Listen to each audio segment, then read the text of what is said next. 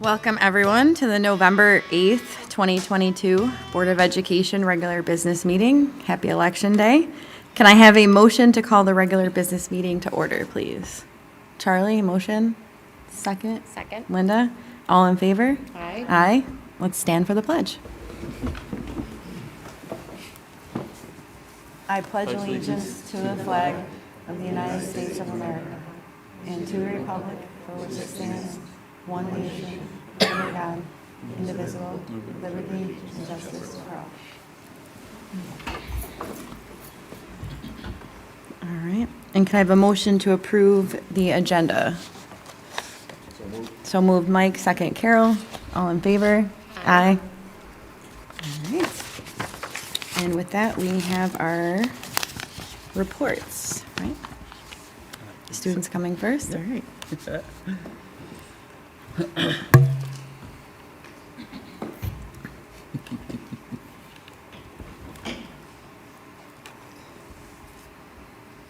Good evening. Good evening.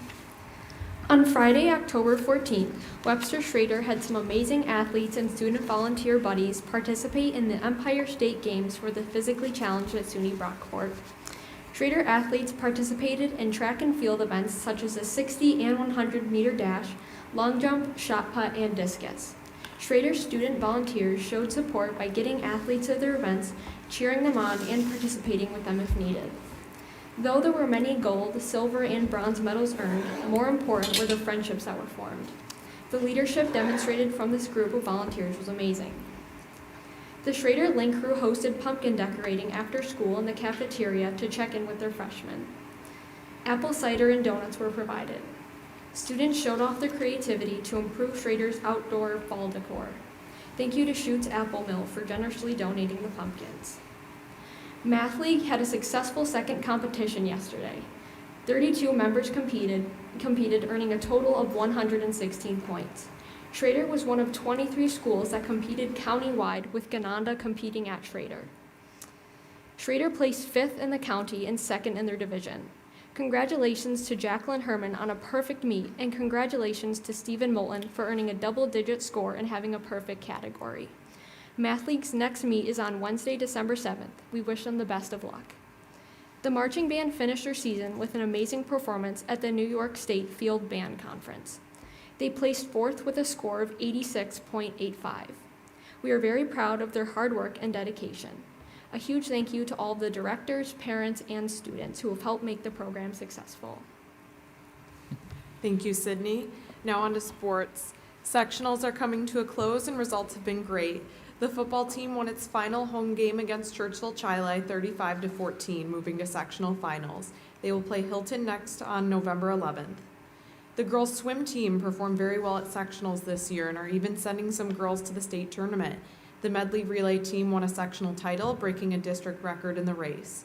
Their star senior, Claire Gorton, was the sectional champion in the 50-meter freestyle race, earning a spot at states along with the Division I Swimmer of the Year award. The boys volleyball team won their semifinal game this past weekend against Penfield and are continuing to the sectional finals. The girls soccer team won their sectional tournament, proudly bringing home another gold brick to add to our school trophy case. Goalie Meg Fry won Division II Player of the Year award, and Coach Brown won the Coach of the Year award.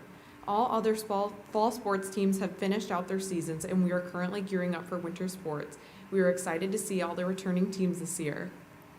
Our Model UN team competed this past weekend at Hilton, bringing 11 people with them. Gregory Savage was a chairperson leading an entire committee.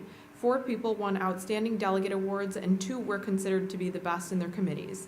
Schrader also won Best Small School Delegation, thanks to all of the award winners on the team. We look forward to their future endeavors and congratulate them on their success.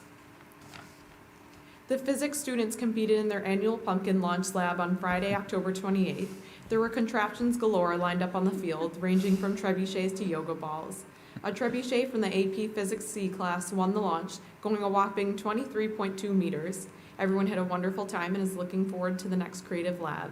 That is all for us this month. Thank you so much for your time. Thank you. Thank you. Hi, good evening everyone, and I hope everyone's having a good day. I haven't been able to come report for you all because of volleyball season, but since it's ended, I'm happy to be back and present. Starting with an incident that happened at our homecoming game. Mr. Reedor made it quite important that in any way, whether during Halloween, Spirit Week, or costume parties, cultural appropriation is not okay. This pertaining to the blackface incident at Webster Thomas. Cultural appropriation is the use of taking or using elements from a culture that is not your own without showing respect or understanding the culture. The students involved with this incident received consequences and knowledge on the impact of blackface. On a lighter note, during Red Ribbon Week, students from the Care Club decorated our halls with positive messages about staying drug-free. Some Titan staff wore red to recognize the importance of remaining drug-free. Moving forward, the Webster Thomas marching band competed at Greece Olympia, where they came in first place. The band worked hard throughout the week despite the weather and jumped up 3.9 points, which is very impressive. On Sunday, the band went to state championships at the JMA Dome in Syracuse, New York, where they competed to hold on to their championship title. Key Club partnered with RIT Circle K and several other organizations to host Give Back to Rochester, a citywide food drive to help the food insecurity in Rochester. Students and staff continue to donate as we support the people struggling in our community. Now on to college sources. Admission representatives from the colleges in New York met with Thomas students. Some of the colleges included Alfred, Damon, Hilbert, Niagara, St. Bonnie, Fredonia, UB, and more. School counselors will be taking students on a campus tour of Rockport on Monday, November 14th. This tour includes an admissions presentation and free lunch. Transitioning to sports, the girls cross country team finished fourth at the Monroe County Championships at Parma Park. Junior Natalia S., senior Colby S., and sophomore Carolyn M. all earned first team All Monroe County honors. The boys cross country team placed second at the Monroe County Championships on Saturday. Seniors Connor T. and Evan L. placed second and third overall, while junior Jerry L. was ninth. All three earned first team All Monroe County honors, as did senior Jackson K. in 32nd. The boys soccer team played Aquinas last Tuesday evening in the quarterfinal sectional game. They won 2-1. Goals were scored by Caleb J. and Corey J. Boston D. had the assist on Corey's goal.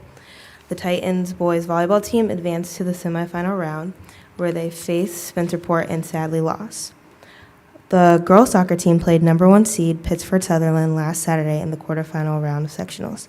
Their season came to an end with a tough 3-1 loss.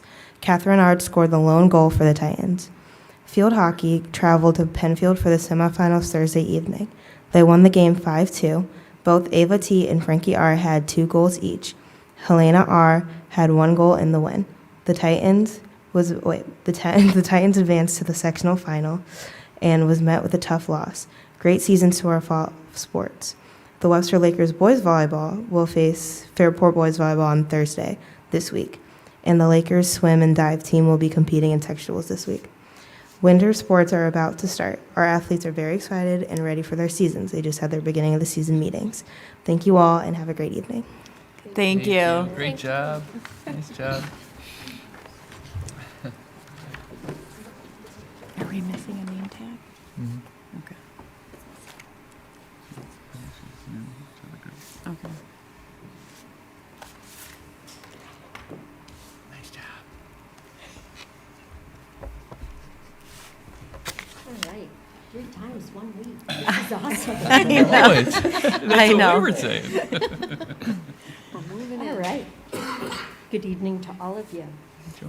Our WTA members, it's so great to report out on events that are being organized, planned, executed with skill. There's a strong commitment to the ongoing collaboration between all our bargaining units, so everything I'm about to report takes a lot of people in the building, not just our WTA. Kevin Sawyers and the Plank Road Elementary staff. On Thursday and Friday, they were able to host their first dance-a-thon. The event was planned and with support of the PTSA was executed by the physical education teachers.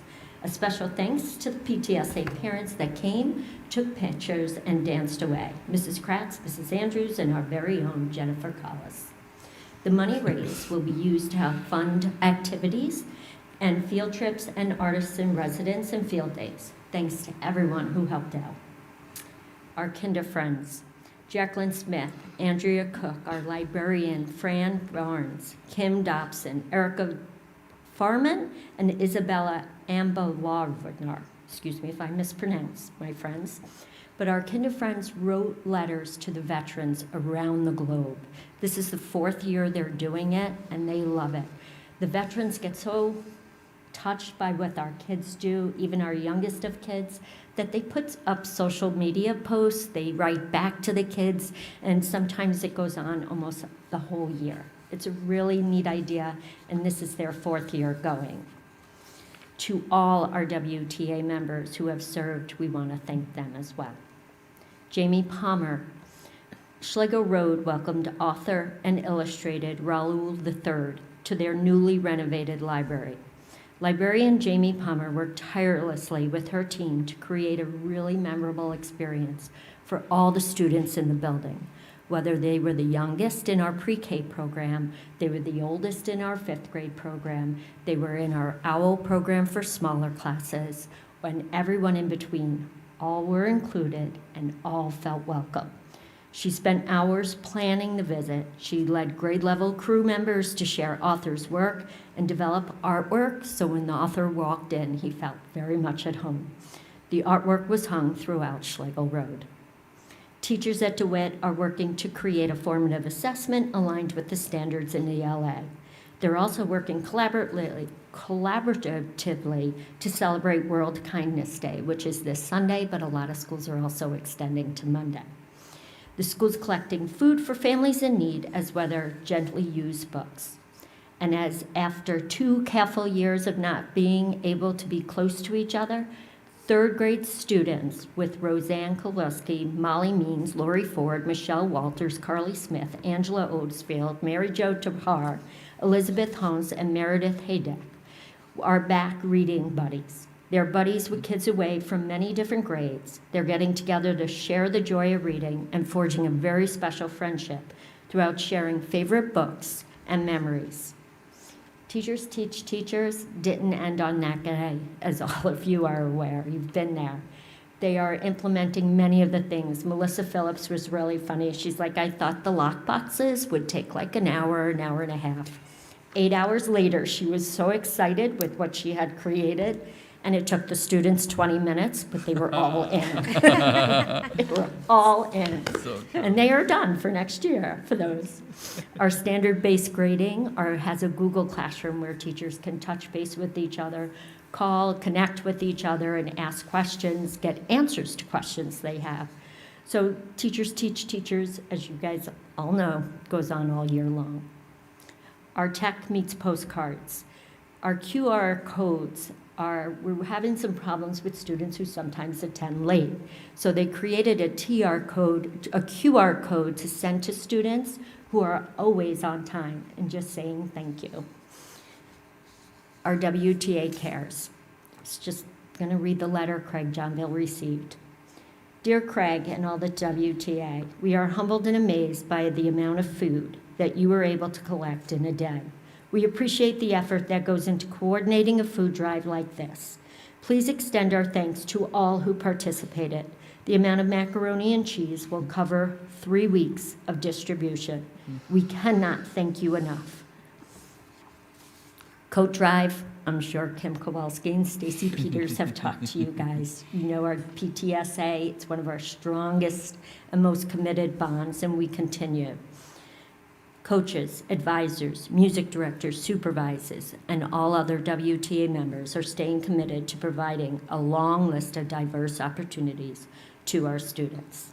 Our biggest thank you is the other day for the 3 C's, the chocolate, the caffeine, and your company. Thank you. Thank you, I Joni. kind of blew it for other schools when I had to No, say it's still that. secret. They're like, what? I'm like, they'll be around. Thanks, You guys Joni. have a great Thank you, John. Thank you so much. Superintendent's report. All right. All right. So I want to begin my report and thank our One Webster community. Our One Webster community's veterans and active duty service women and men as we prepare to celebrate Veterans Day later this week. And I'm pleased to announce that once again, our Spry Middle School is thrilled to welcome Webster CSD's veterans and active service members and their families for a free dinner in their honor on Thursday, November 10th. So from 4 o'clock to 6:30 p.m., our students and other volunteers will serve up a delicious spaghetti dinner at Spry's Cafetorium. Reservations are requested, and you can find out more information on the website at websterschools.org. And a special thank you goes out to our event sponsors, Spry Middle School's Builders Club, Webster Fairport BPO Elks 2396, Spry Middle School Student Council, Wegmans, Walmart, and Hagedorn's. So thank you very much for making this special night. I love going to that event. It is just so great to watch the kids get involved and giving back to the veterans and the conversations that they have. It's fantastic. So if you do get a chance, even just to stop out and see the kids, it's a great event. And speaking of Veterans Day, all schools will be closed on Friday, so students take the day off, teachers, staff take the day off in observance of the federal holiday. And please note that if you happen to drive by Willink Middle School on Friday, you will see numerous law enforcement vehicles parked outside the school. And that's because police will be taking advantage of the building being empty to conduct training that day. So we are just getting the word out to our community not to panic if you see a lot of law enforcement vehicles on Friday. And we have our very own Officer Hurley in the back that'll be a part of that, I know, so it's a great event. And now, continuing on, I'd like to welcome our two principal guests to start. If Mrs. Hendrickson, Jennifer Hendrickson from Plank South, and Mr. Ari Hilaris. Ari Hilaris is our director of our One Webster Learning Program at the high school level located at Thomas. So I will now turn things over to Jen and Ari. Take it away. Thanks, Brian. I'm representing elementary very well right now. There's a lot of germs floating around elementary. This is like week 3 for me, so I apologize for the way that I sound tonight, but thank you for having us. So I'm here to present campus news, and in November, there is no better way than to talk about the gratitude that we have for all of our community members and our stakeholders in Webster. So we have stellar staff, we have supportive families, we have selfless PTSA volunteers, and of course, we have superb students. So I'm going to show you a bunch of pictures of the hard work that all of these groups are putting forth to making our schools an amazing place to come and be every day. And we're going to start with the staff. So our teachers, specifically our classroom teachers and our intervention staff, we love Francine Leggett being in her new director of elementary role, and one of Francine's goals is to ensure that by the end of this school year, all classroom teachers and intervention staff have undergone the letters training, which is all grounded in the science of reading, and it is making some amazing shifts for our kids' literacy instruction. And so these are just some pictures of some teachers engaging in some of the work that they've learned and picked up at the letters training, again, that's grounded in the science of reading. It's been awesome to see it in action. We come back, we see small groups, we see strategic interventions targeted to kids' needs. It's excuse me, it's really been amazing, and we're seeing the growth in our data. It's just been unbelievable. Got to thank our TOSAs. Before we all had TOSAs at our buildings, I don't think I knew how great it was to have a TOSA till we have one. You can't ever take them away. They're amazing. These TOSAs work so hard, and they are that bridge between when assistant principals and principals get pulled in different directions, and we want to be able to focus on instruction, but we also have behavior and community relations. They don't have those other things, so they are really the bridge to keeping that instruction in PLCs moving forward. And that's been amazing. It's really made it very, they just do a wonderful job. So this is a picture of one of our TOSAs, again, bringing back something that she learned at the letters training to work on students to strengthen their literacy instruction.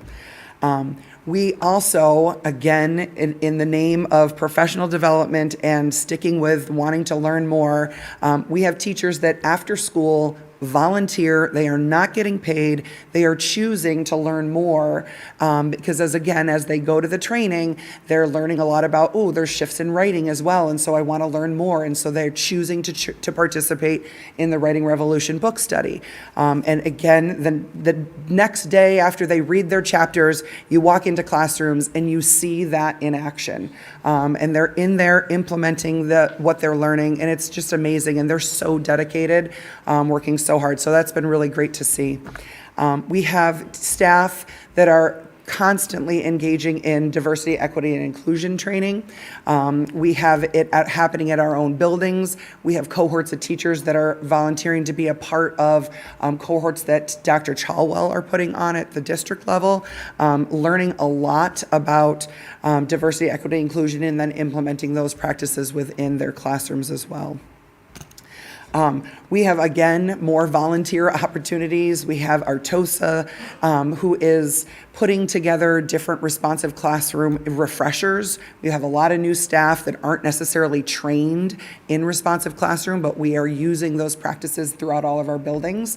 And so our Artosas have really been able to onboard all of our new staff with some just refreshers, little PDs. A lot of times, you can see on the clock right there, this one's just right after school. Sometimes they're at 7:20 in the morning. Half an hour refreshers to get people on board and get them the information that they need. Switching over to our building aides, we could not survive without you. What these people do every day is miraculous.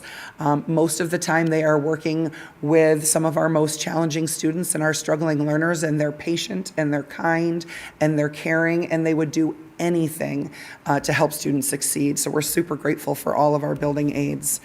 These bus drivers, bless them for getting our kids to school on time.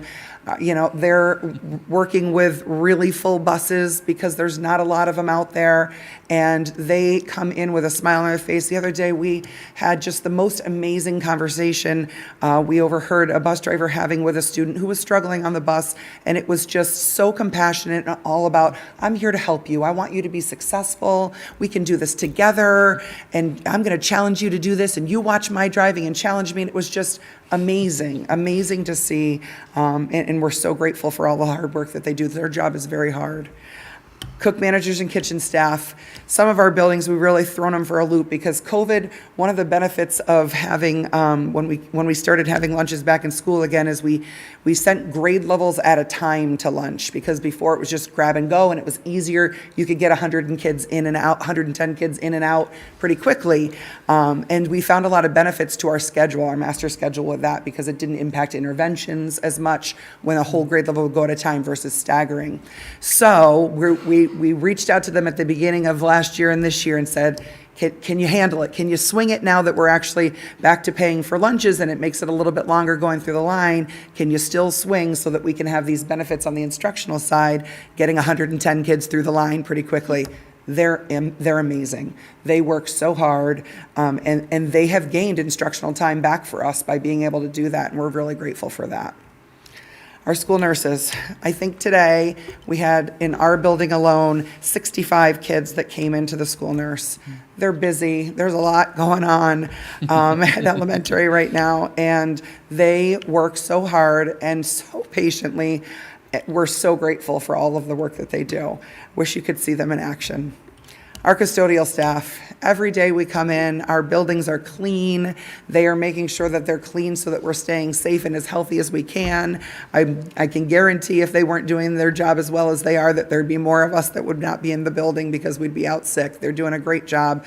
And this is just one example of something that we got from all of our buildings, got from Blaine Cunningham at Buildings and Grounds, is we all have a new huge floor mat as you walk into the entryway. It is so warm and welcoming. The kids love it. We all have our mascots. It was really an exciting addition. So this is a picture of Schlegel's carpet. It's really cool.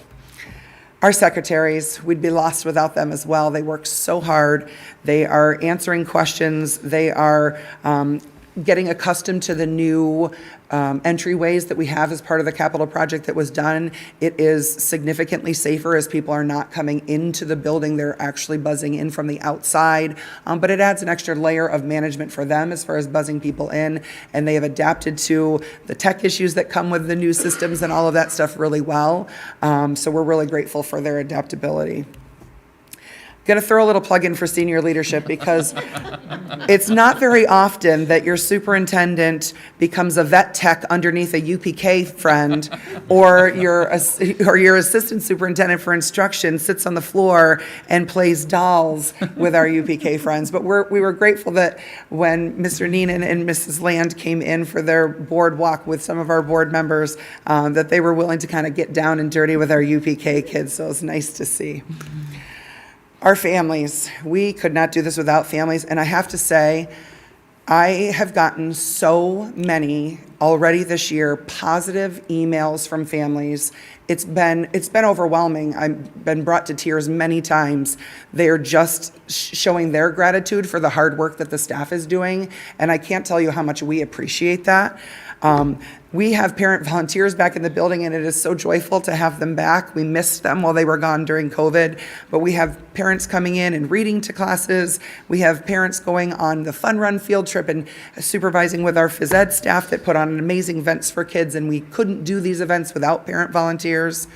We just are coming off of our parent-teacher conferences, and without that home and school connection, our students suffer. And so we're so grateful. We had the bulk majority of our families made it in for a conference, and we are so grateful that they were willing to come in and put that time, and grateful to our staff for preparing for that, because we want to make sure that we make it as meaningful as we can for families, and they did a really good job preparing for those conferences.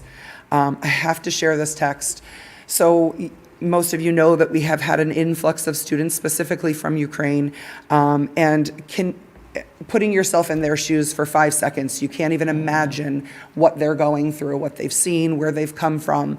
And to have to come into a new school where you speak zero English has to be the most overwhelming thing you've ever gone through. I couldn't imagine doing it.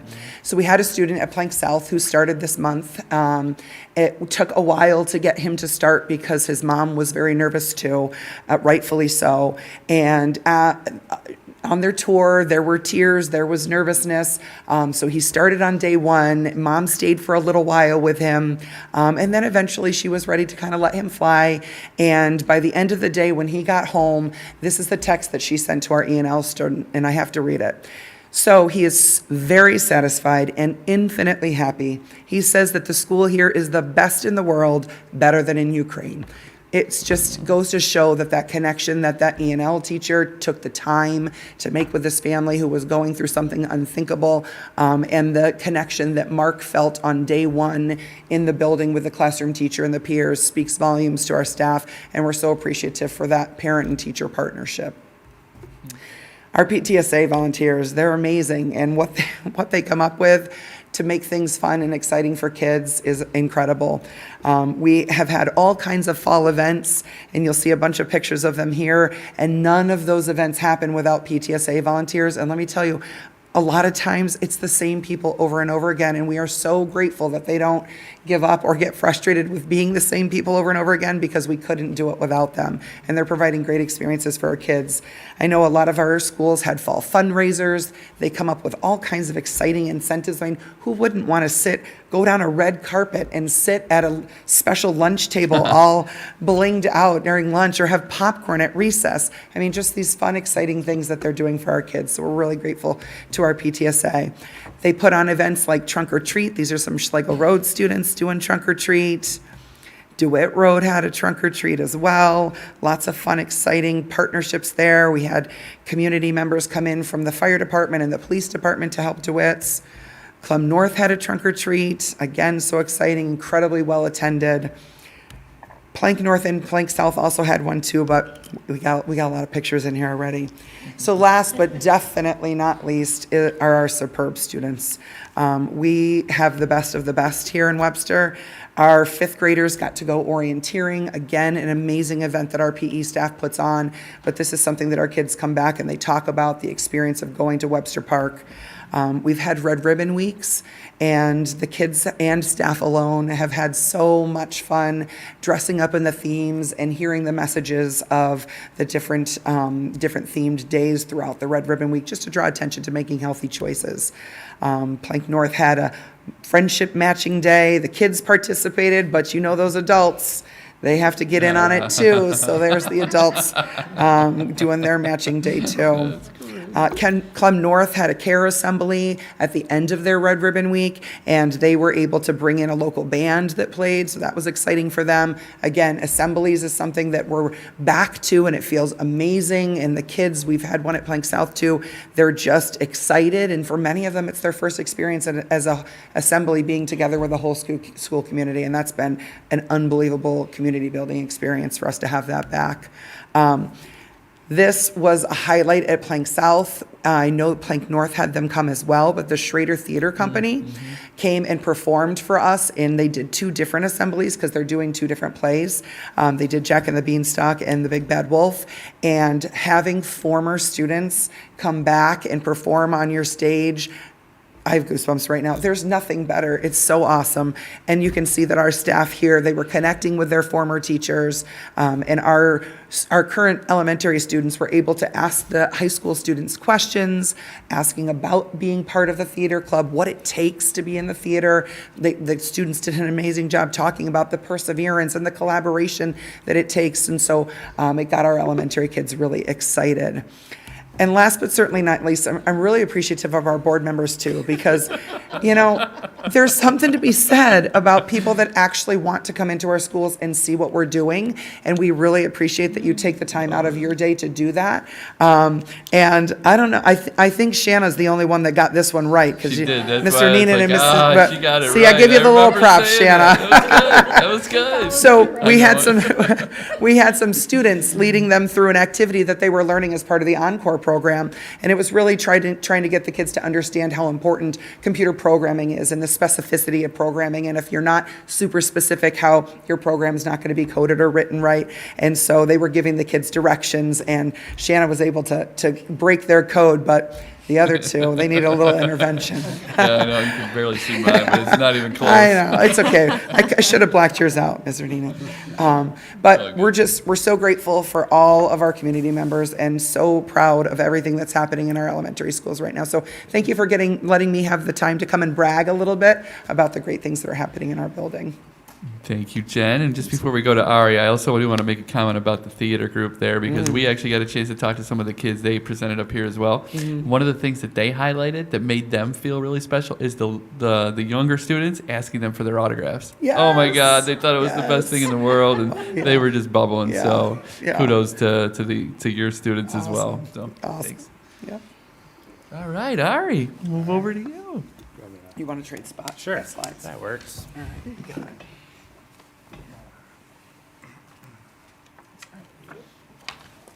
All right. Thank you for having me. I know Mr. Weeder was supposed to be here today, but me and him traded, so you'll see him in January.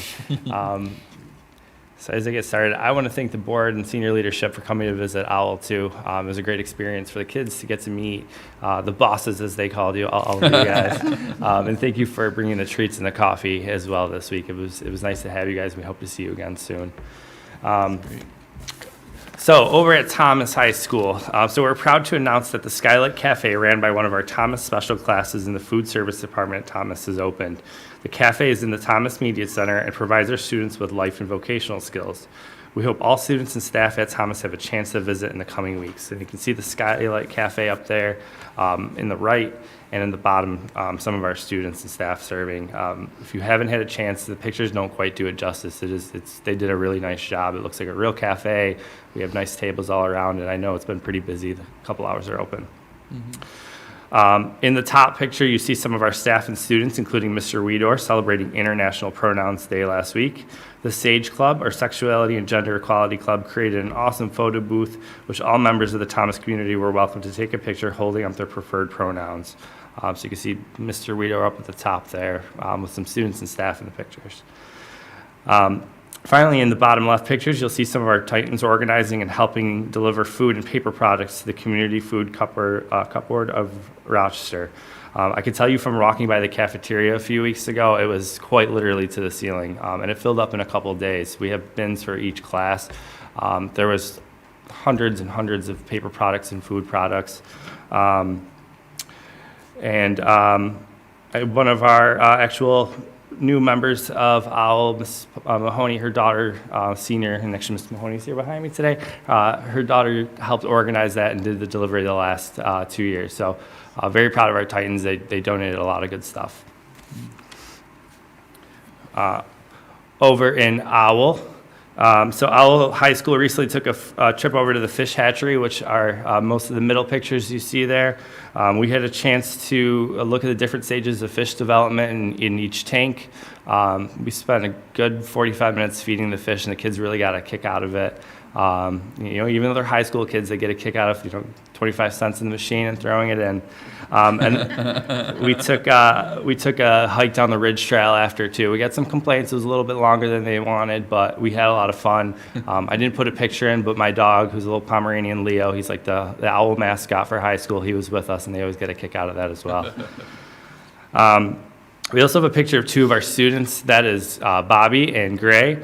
And Bobby and Gray are reading the Sunday paper in Miss Bardonis' journalism class. So this is one of Miss Bardonis' weekly traditions with these two students. On Mondays, they have coffee cake, and they read the Sunday paper. So bring a little bit of old school. It's not just looking at blogs on your phone. It's actually getting the Sunday paper. Where she finds it is, I don't know, but... So journalism is one of the 3 electives that we've offered OWL students this year. One of the complaints that I got from my kids last year was that I was making their schedule for them, and they wanted to be able to choose classes like their Thomas peers did. So what I did was, at the end of the summer, when we had our full staffing, I asked them what classes they'd be interested in. We went through the Thomas course book, and I challenged them to find something that not only they were interested in, but passionate about. So from that, we got a forensics elective this year, a journalism elective, and a career and financial management class. We're looking to add another set of electives for next year. So that's just a little taste of Ms. Bardonis working in her journalism class. They do a lot of investigative journalism, walking around Thomas and writing news stories for the class as well. And the final picture is one I'm really proud of. So up at the top right is a recent Thomas pep rally.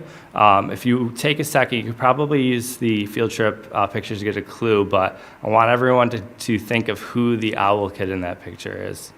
And the challenge of it is it's really hard to, but at the top right is Christian with his hand up. He's the one with the kind of fluffy hair there.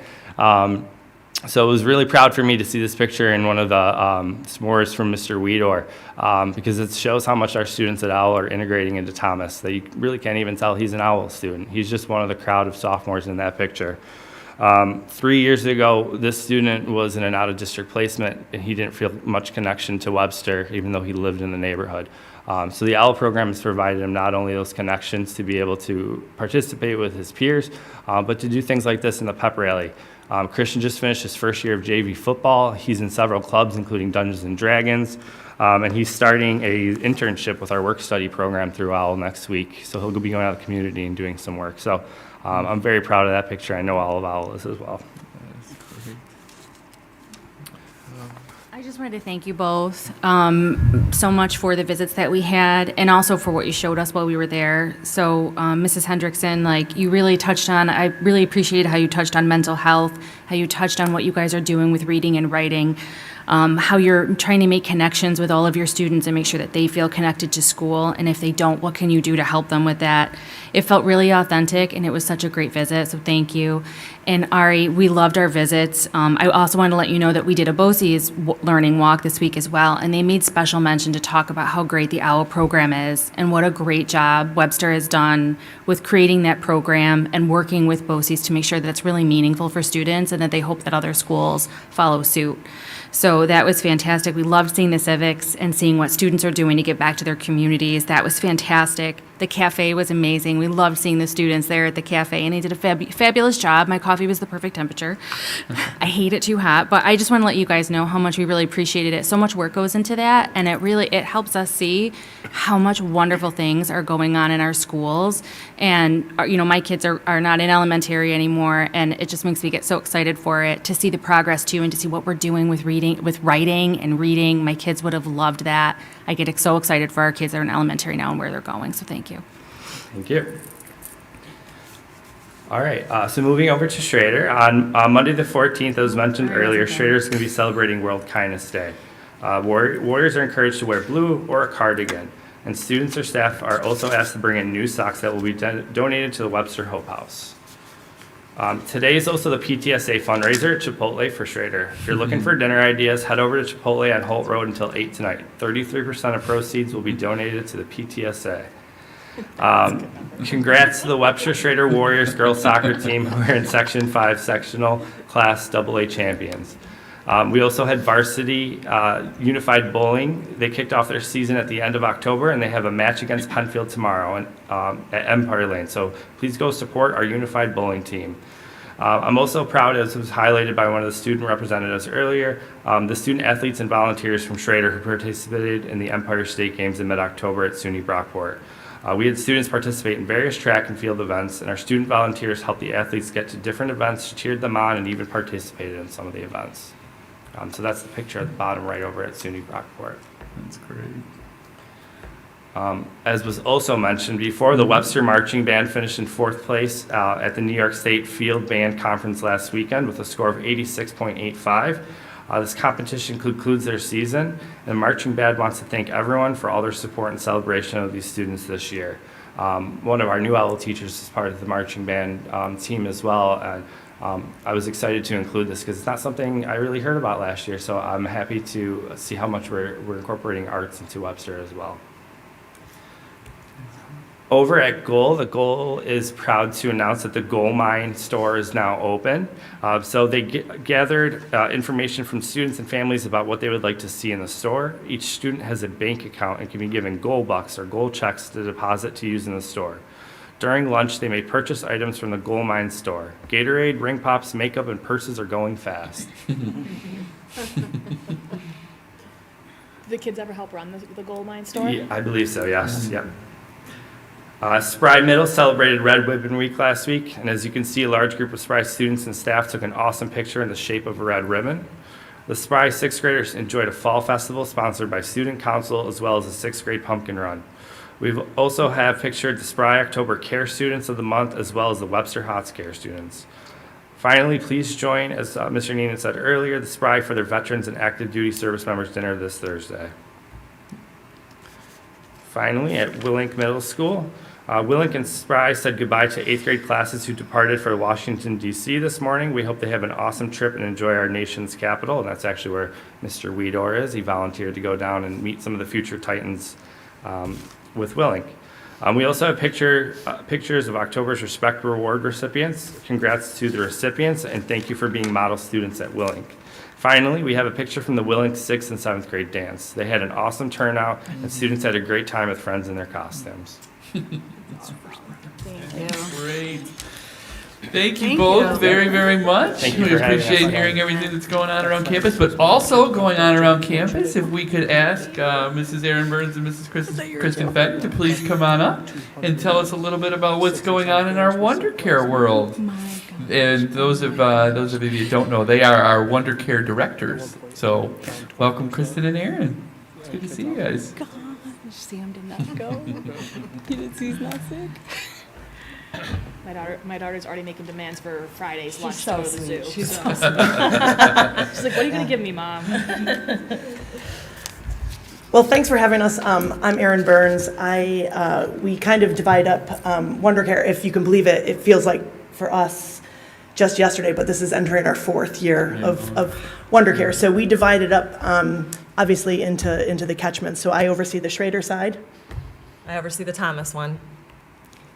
So we're really good at this presenting stuff. So we're just going to kind of go back and forth here. We'll start off with a little bit about our staffing. Obviously, the two of us, the program directors, we have one admin assistant, Carolyn. She's new within the last year, so she's been really great addition to our team. We also have 8 full-time coordinators. So we do run one program at each one of the 7 elementaries. So we do have a full-time coordinator there, and that shows a real great benefit to the programming and the connections that they have with the parents there as well. So on top of that, we have 126 part-time staff, and of those, 38 are actually school teachers or school building staff, cafeteria workers, those kind of things. So that's kind of great too, to have some familiar faces after the school day come in and actually working with our program. So that helps bridge a little bit of a gap with the families and Wonder Care. So I think what Erin and I were talking about when we wanted to kind of highlight and update everybody on was our programming and the activities and the plans and stuff that we're doing with the kids. So when Erin and I started this 4 years ago, we kind of came up, well, actually she came up with it, I'll be honest, but with this Core 7 idea, and these are the 7 things that we, like areas that we really want to make sure that our coordinators and our teachers and stuff are doing with the kids. I won't read them all off to you, but really the pictures, I think, speak 1,000 words. There's 7, so we're not going to go through all of them, but it's literacy, growth with care, so making sure that we're using positive behavior management with all the students, wellness, which incorporates outside time, PE time, rec time, and also healthy eating, and mindfulness, which I like to talk about, but I won't. Service learning, arts and humanities, which you can see from the amount of pictures we get sent by our guys every day. We get inundated with pictures being sent. We have a lot, so I had a hard time picking. STEM, which is science, technology, engineering, math. Academic and homework support, which, especially for our older students, I have a 4th grader myself, and when he gets his homework done before I get to him, it's really wonderful. But we do make sure we give the kids time. One of the other things that's really unique about our program is the electives that we offer these kids. So if you're a child who doesn't like to go to the gym and doesn't want to, do athletic things and wants to do the arts and crafts, or if you're somebody who does not want to do an arts and crafts, we give them that ability to choose. So there's a section in each of the schools, so it might be a little different on timing depending on each school's different schedule, but there is that opportunity for choice within the program, which is really great. So through our years of experience of working in childcare, it is very interesting when a child doesn't want to do something. It becomes a more difficult problem. So giving them that option to do the things that they really enjoy for those times after school is something that we see as one of the most beneficial keys to our after-school program. And I think what's cool also about our elective program is a lot of our 5th graders, our older students, they get a little bored when they are in childcare. So that bottom right picture is in the background. You can't really see her, but some of our 5th graders come up with these electives. So she was doing recycling club, and I believe they were bowling down in the bottom. But she's with a counselor or a teacher, but she's the one who is running the club or the elective with the kids. So as we mentioned, we do have one site at each one of our elementary schools. So these are the current numbers as of yesterday. I think we ran them. So you can see our highest site is at Plank South. We have about 118 as our highest, and then State Road tends to be a little bit on the one of the lower sites. So we have grown huge, immensely over the 4 years, obviously. So I think word of mouth for one, and I think the other thing is just our amazing programming. So you can see our morning program that's up top. That's a little bit lower, obviously, with the smaller avenue there. We open at 6:30, but it's not too utilized. But it is still a great program for those kids to have something to do. They do get a breakfast there in the morning as well. There is some downtime and some time even to do any extra homework that maybe they didn't do the night before. So I think the biggest thing that we are really proud of is our Wonder Day program. which is basically the days off of school. So we do offer care. Obviously, we are working parents. We don't get those days off most of the time, so kids need care. So we're open 6:30 to 6, and we are running currently out of Clem South, out of one elementary school, so the kids kind of consolidate there. We actually upped the school by 10 more children this school year because of the demand. And on the superintendent's conference day that just happened, we had about, 60 people on the wait list, so we had to open up at another location. So that was we opened up at the Clems. So the kids were still at the same, and they ended up going on a field trip, but that was kind of our highlight, I think, our most exciting thing that we're doing. Yeah, so just some of the field trips we have done. Obviously, you can see Seabreeze, the zoo, Stokey Farms. So it is also nice. You can see. I don't know if you've ever heard of Rich the Magic Man, but he's all the rage in Wonder Care. So that's a picture of him. We do bring in some outside sources as well. One of the cool things too is we worked with food services to run a cooking program with the kids as well. So we had some of the kitchen staff come in and actually help. I think they made pumpkin pies for Thanksgiving last year. So some kind of cool collaboration within the school as well. And these are just kind of some of the themes that we've done in the past. And the kids, I think I won't go through all of them, but I think what really excites us on these days is our full-time staff are the ones who are working with the students, and the output and what they're doing on a day-to-day on those days are just it's really fun to even work there. I like going just to hang out. Yeah, so that's it. So thanks for letting us come and present. Thank you. Thank you both, and thanks for everything you do. And we talk fast. We know. Let us know when the Magic Man comes again. I think Dave Swinson, you like the Magic Man, don't you? Yeah, he does. Look at him. He's smiling over there. He didn't get back to us right away, but he's there. He actually came one time and taught the kids how to do tricks. So it was one of the things we brought them in. Instead of just the show, he taught the kids how to do tricks. So then they were awesome. Thank you. Thank you both very much for that update, and certainly for all the hard work that both of you do. And speaking of thank yous, this is our last board meeting before Thanksgiving, so I do want to take just a moment and say how personally thankful I am for all of our students, all of our staff, and all of our families, and all of our board members, for how hard everybody is working and how great we are off to, or how much we are off to a great year this year. And I'm excited about this school year in general, and our families and everybody involved. So please enjoy the Thanksgiving holiday, and that ends my report. Thank you.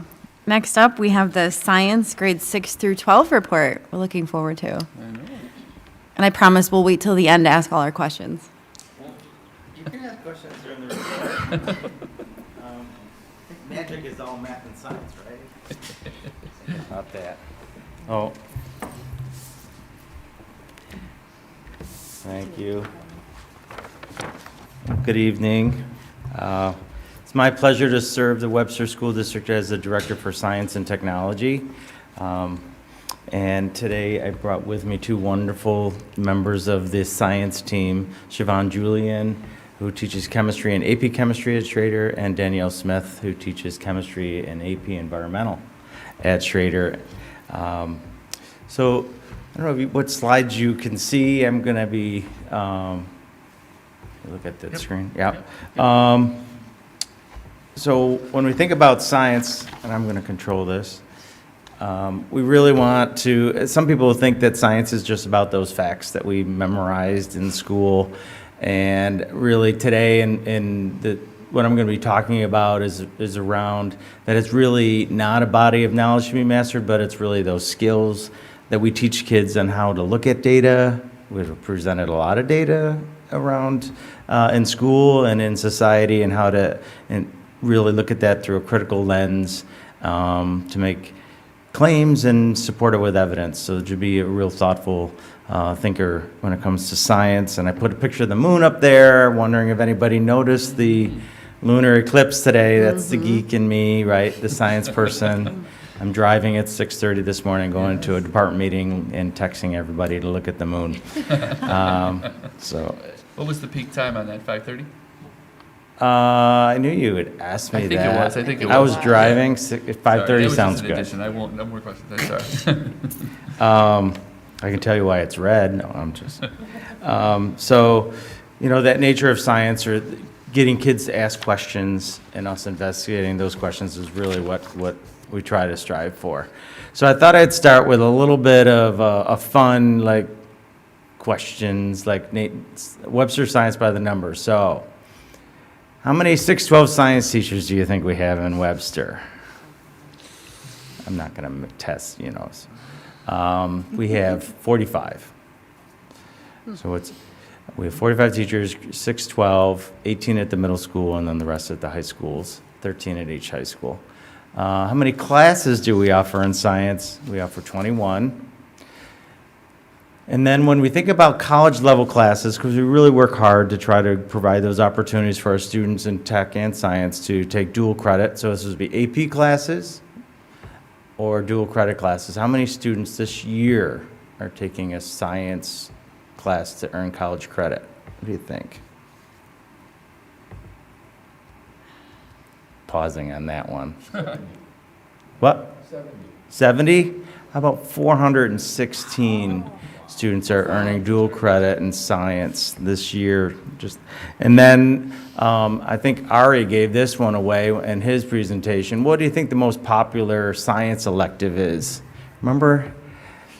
It was forensics, right? His students chose forensics as one of their electives, and we have 271 students taking forensics this year. So that's a real popular elective. I know, honestly. So you might notice that there's a phoenix, a gold phoenix in the right-hand side there. I was trying to have this theme going through the PowerPoint, and that really is a rebirth, or like things that are new that are happening to the department. And one of the things that I really think that is an evolution for our department is the amount of new teachers that we have in our department. So if you look at these numbers here, we have 35% of the science department, 612, is comprised of teachers that have been in Webster for less than 5 years. And we have the teachers that are in the middle, 5 to 20 years, which I think you represented at this table. And then we have the 20-plus teachers that, but I highlight it because we get such a great diversity of experience and perspective on what science is and what it looks like. And what makes it work is that the teachers are so collaborative. They get together all the time, the PLCs in each building, we have our department meetings, and the new teachers assimilate right into the department. We really do treat it like a family. And so we're able to take the best of every perspective and really integrate it into the courses we teach every day. So it's pretty exciting to have that diverse group.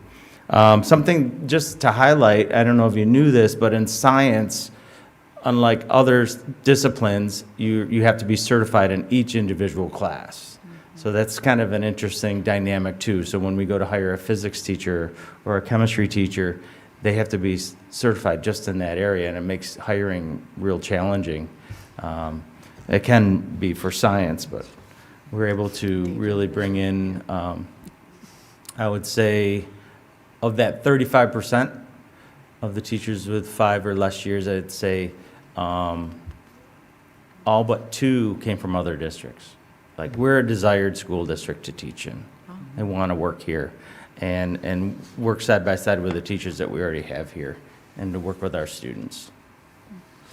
So the new thing on the horizon for science in New York State, they've adopted new science standards. They're based on, it's a little confusing, but New York State wants it to their own standards, but they're based on the next generation science standards. So 95% of the New York State standards are the next generation science standards. Just trying to keep it higher level, but there are new standards. And we're going to talk a little bit about some of the implications around those new standards. So just to explain, I took a picture of that moon this morning. I have to come back to that because, all right, it was my cell phone. So the science in you never goes away. So when the big shift with the new standards for New York State is that they call them three-dimensional, and this is the instructional part of my presentation. So each standard, and there's a sample right there, middle school ESS is Earth and Space Science, and then that's standard 1-1. So each standard has each piece of those three dimensions. So the practice, which is what the students do, the content, which we're familiar with, and then the cross-cutting concepts, which is how students make meaning and kind of process that information. So when you look at this standard here, develop and use a model of the Earth, Sun, Moon system to describe the cyclic patterns of lunar phases, eclipses of the sun and the moon and seasons, we can call out those three pieces. So the practice would be what they do. Anybody want to develop? Develop and use a model would be the practice. Then the cross-cutting concept is to describe, and then the rest would be the content. So every one of our standards has that, the three components woven together to create the standard. And that's really a huge shift, because the old standards really called out the content. And the practices or the inquiry skills were in the standards, but nobody really looked at those. They really thought about their content. We use the standards as a department and the teachers and to design the instruction, the assessments, and the curriculum, and ultimately the student learning. So that's the core for everything we do. So all of our department meetings have been looking at the new standards and unpacking them and saying, what are they really asking kids to do? How would we engage students in this type of learning? Predicting what we think the assessments are going to look like, the new Regents tests that are coming. So that's kind of the work we've been engaging in over the last couple of years. So this is the timeline set up by New York State, just to give you an idea of the assessments and the shift for those. So next year, there'll be an assessment at 5th grade for science. It's always been at 4th grade, so they've moved it to 5th. And there'll also be a new one at 8th grade. So we've been trying to prepare kids for this.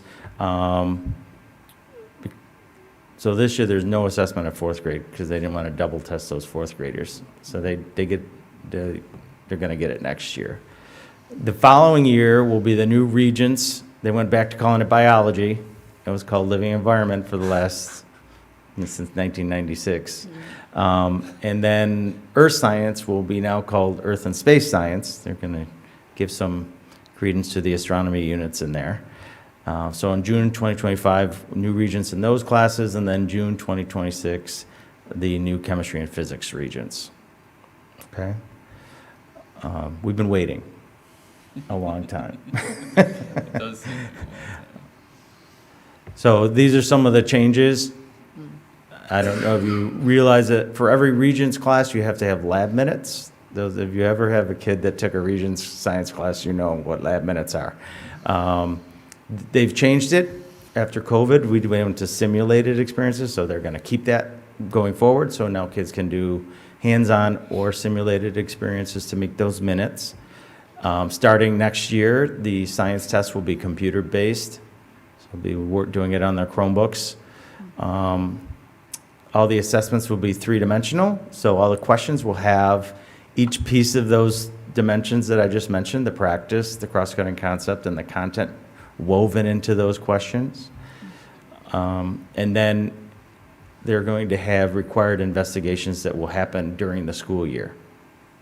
They're like mini labs. So each test will have, the students will have to do 4 mini labs sometime before they sit for the test, and 15% of that test will be based on those investigations. So those are some of the big changes with how science will be assessed and administered going forward. So how do we prepare students for these type of assessments, and how do we engage students in learning using the practices? Our teachers have been very creative, and they've been doing research. We just had the science conference in Syracuse last weekend where we got more and more ideas. So here's just a couple of things that teachers are doing. Like in human body systems course, they learn that content by investigating case studies where there's something happened and somebody was in a hot tub or somebody got hurt, and we're going to figure it out. But we're going to figure it out through a case, not through just memorizing the parts of the body systems.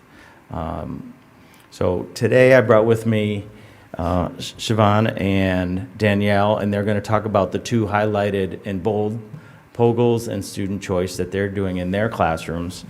And the first one will be Siobhan.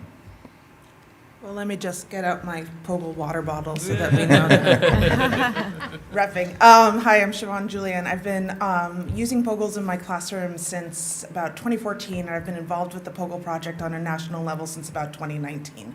I am also the co-host of the Pogle podcast, so if you just Google Pogle podcast, you can hear me talk about Pogle more. But Pogle stands for Process-Oriented Guided Inquiry Learning, and it's a pedagogy where students learn new concepts through essentially constructivism. The activity shows them a model or diagram of some sort and then asks them these very carefully guided questions to engage them with the content. It is meant to be a one-to-one replacement to lecture. So if students learn something through a Pogle activity, I do not lecture on that. I certainly have conversations with them about that, but it is replacing the lecture. They are developing their own understanding of the material, which will be, studies show it will last longer, they will have better retention of it, and they're interacting with it much more personally. Furthermore, not only are they going through this sort of constructivist cycle, they're doing it in a very managed way. They work in teams of 4 with specific roles. You see, we've got the role cards, the colored cards out on the table. That way, each person is responsible for bringing something to the table. The team can't function if someone isn't doing their job. This builds Pogle calls them the process skills. Webster has called them the essential skills. Teamwork, communication, collaboration, information processing, being able to work as part of a team. So they're developing these skills. I always tell my students, even if you forget the chemistry, you can put on your resume when you go to apply for a job at McDonald's that you have experience working on part of a team and managing your time and managing other people. And that's critical no matter where you go. In terms of fitting in with the new standards coming up, this is developing critical thinking skills that students are going to need. They're learning how to make arguments based on what they see and how to support those arguments with evidence. They're also developing their own understanding, they're developing their own models, their way of thinking about the science. And that's going to bring with them these skills going forward to interpret, more and more sophisticated systems and data. Awesome. Any questions about Pogles? Just check out the Pogle podcast. And Danielle? Okay, and then the other thing that we have been working on is student choice-based units. So this kind of started, we had kind of dabbled with it a little bit beforehand, for a unit here or there. But during our hybrid year, we discovered that we had to do some things differently. So we really jumped all in hybrid year and kept going because of the benefits and everything with it. So we've continued this in all of our chemistry classes. So what happens is it is an incredibly student-centered way of learning concepts. We have our units broken down into chunks that we've decided are the main key points. If you'll notice in the bottom right, we have essentially an example of part 1 of atomic structure. What were the big concepts? They had to learn atomic models. And in this student-centered choice-based options, we have kids choosing how they show what they've learned about atomic models. They could choose activities that are worksheet-based. They could choose video responses. They can choose online web labs. Sometimes they can choose regular in-person labs. We have different guided readings. So they have a whole variety of activities that they can show because we can show our understanding in many different ways. So this is really allowing students the independence to choose what learning works best for them. It's allowing them also skills. Can they manage their time? Can they stay organized? Oftentimes we have our kids working in groups. Can they work in groups? Because they do tend to kind of group themselves together. We have kind of polled a bunch of students. We had about a sample of about 40 students, and more than 95% of them had suggested that they would recommend a choice-based class. It does allow students the ability to work at their own pace. All students can get to the end goal. If they need more time, they have more time. They can work at a little slower pace, but you have your students that are high flyers and they want to do as much as they can. They can just kind of keep whipping things out and being like, oh, I can do this too, and I can do this, or I could move ahead a little bit. It also allows, one of the big benefits is that it does allow us as teachers more one-on-one or one-on small group interventions, if not interventions, but time to work with students who maybe are struggling with a concept. We can sit down. Other kids are just working, they're moving around about their business, but we can sit down with a small group and be like, okay, hey, let's talk about this, let's go over this. So it has a lot of benefits in terms of motivation. They're choosing what they want to do, so they're more engaged. They're demonstrating what they want in multiple ways. And again, the end goal is, did you learn the material? We're not teaching it to the test, we're teaching it to the sense of the concept. Are you learning the concept? Are you getting it mastery level? If you make one little mistake, it's not like, oh, ding, you made one little mistake, you're done. You understand the concept. You've gotten mastery. You've mastered this concept. You can move on. You hear the passion in those two? I mean, seriously, so they've been teaching chemistry for 20 years? I don't know, right? 15 years. And it's, I feel, and it's throughout the whole science department, and these are just representatives of the other 45 teachers about how, passionate they are about what they teach every day, and how these new standards and just have rejuvenated them and made them, try new things and really looking at the students and how they learn. So it's very exciting, and I hope when you do your walks around the schools, you take a special moment to walk in the science classrooms and just notice some of the creative things that are happening in all of the science classrooms throughout Webster. So that's our science department, and there's so much more we could share, but I wanted to keep it brief and upper level. So thank you. Thank you. Any questions? So they're probably looking at me, I'm the guy on the board. As you can notice, doesn't everybody have a pair of periodic chart socks? If you look. Is he wearing them? Yes, he is. Because There you go, right There there. we go. So I'm a chemical engineer, so. Yeah, so I got I that. was too. I got my. I noticed the earrings this morning. Yeah. This is a low day for me in terms of the amount of chem stuff. This is on the low end. I thought I'd be a little more professional with you, but I got the periodic table socks, Mike. So I do seek out the science and math classes when we do our walk-arounds. And I think there were students doing the globe, and they had their flashlights in there, and the teacher was asking, okay, so what is the longest day, and what's the pole look like? So I went over to a group, and I think they told me to kind of scoot away, go back. So I think POGO is really important. So as we work in industry, working as a team is so important. You don't solve problems individually in today's world. They're complex, they have many components, so I really appreciate the fact that you're teaching teams to work together. And then I also love the part about having them teach themselves, the concept that you shared. So I think we're right on the cusp of something great here. And I guess one question, you said there's over 400 students, right, if I remember the number? Dual credit? Dual credit. So how many of those got a 4 or 5 on the AP exam and actually got college credit? Because you did say statistics was important. I can look. But, it's interesting because I put in dual credit as well as AP because we find that, especially like our AP physics class, it might not be tangible for many of them, like on average across New York State, I'd say about 30% of kids actually earn AP credit in physics. But through MCC, we're able to meet their standards, which is the collegiate level course, and they provide the final. MCC does, so the kids are actually taking the MCC final, and a majority of those kids are able to earn those college credits. So it's kind of an interesting dynamic that we have quite a few classes where you can do either AP or MCC, but more kids are able to attain that MCC credit. Very good. Thank you. Carol, you were going to ask a question. I was just curious. This program, the same program is at Thomas as well as? Yep. Yeah, I just Yeah, saw two I just teachers. had 2 Schrader teachers here.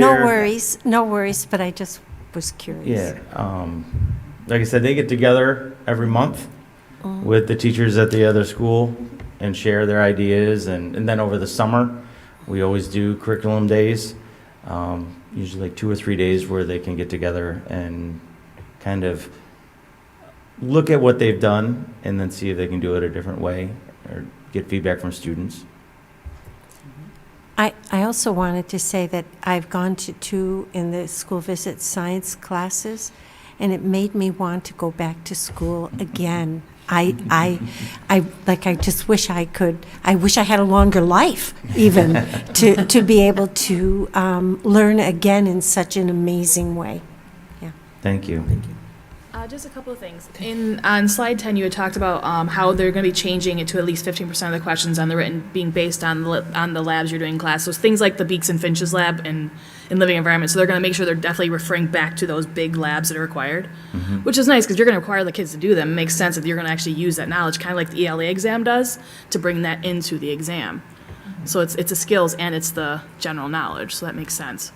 How is Webster kind of doing some of the curriculum writing as you learn about the next gen standards and then kind of try to work within the test, but also in these really unique ways of instruction? So what kind of work have you done with curriculum writing? Yeah, so like I said, in our department meetings, we started by actually unpacking the standards. So really taking some time to look at what the standard's asking the student to do, and then kind of designing backwards what we're going to do to help students understand those standards. We've been doing that in our department, but it's only an hour, you know. So it's really those times during the summer. And then we also have time if teachers want to meet monthly or every couple of months, but they have their PLC time too, where they meet on a regular basis, and they'll say, okay, upcoming is this unit, and they'll go and look for different resources. I think that's the biggest challenge, if you're going to say a challenge for the new standards, is there's no silver bullet out there. It doesn't exist.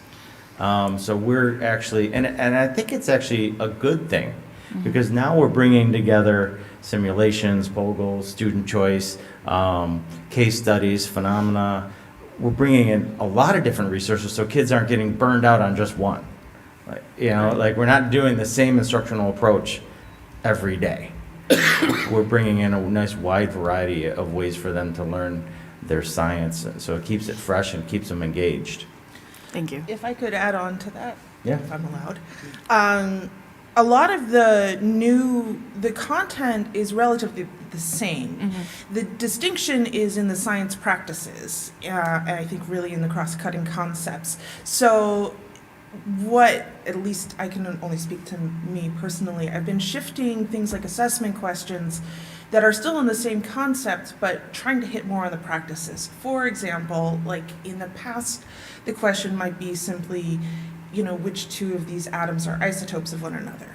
But now with the new standards, we can still take that idea of knowing what an isotope is or isn't, and now have the question be, Michael claims that atoms A and C are isotopes of one another. Do you agree with his claim? Justify your answer. Okay. And you see how that's a different question now, where you are getting at the same content, but you're speaking on the skill, the very specific science practice of making an argument. And that's been a relatively easy switch, where you can still keep, again, the same content. You're just sort of adjusting and being very mindful of the practices and pulling that in. it seems really beneficial that then you're also building those language skills, which goes across all your content areas. It's really crazy because we do claim evidence reasoning or CER, and then when I started doing that, I don't know, like 6 years ago, but then I literally realized that all the ELA teachers are doing the exact same thing. So I'm like, see, kids, we do it in science too. Because they used to say, what do you mean you're going to make me write in math and science? Yeah, we're going to make you write in math and we're science. gonna make you write. Mhm. Thank you, I appreciate all that. I think it's great that you're really teaching students, like you said, instead of memorizing content, you're teaching them how to think through it. Exactly. And how to make those decisions and those determinations. And I think that's what when we're working in our business environments, that's something that we find we have to teach employees when they come in, because it's just so easy to try to memorize it and give the answer. And when you have to force people to think through it, it's a little bit more challenging. So I imagine that's also a little bit tougher for students, because it's not just a memorizing content now they have to actually think through it and take the time, and that takes time. It does. I do a lot of scaffolding with that at the beginning of the year, where I'll sort of set up their CER a little bit for them, and then just take it away throughout the year, so that it's, Yep, that's fantastic. So I love it, because usually new standards are, and I'm sure there are challenges. Usually it's the challenges that people focus on. So I love it that you've taken it as an opportunity to really, broaden how you're teaching science and to look at it with such a positive outlook, and see the benefits coming from it. So I think that's fantastic. I love the diversity and the experience in the department. I think that's so important to have new people with experience and have them learn from each other. So I think that's a huge benefit. That's fantastic. Thank you so much for the science presentation. That was great.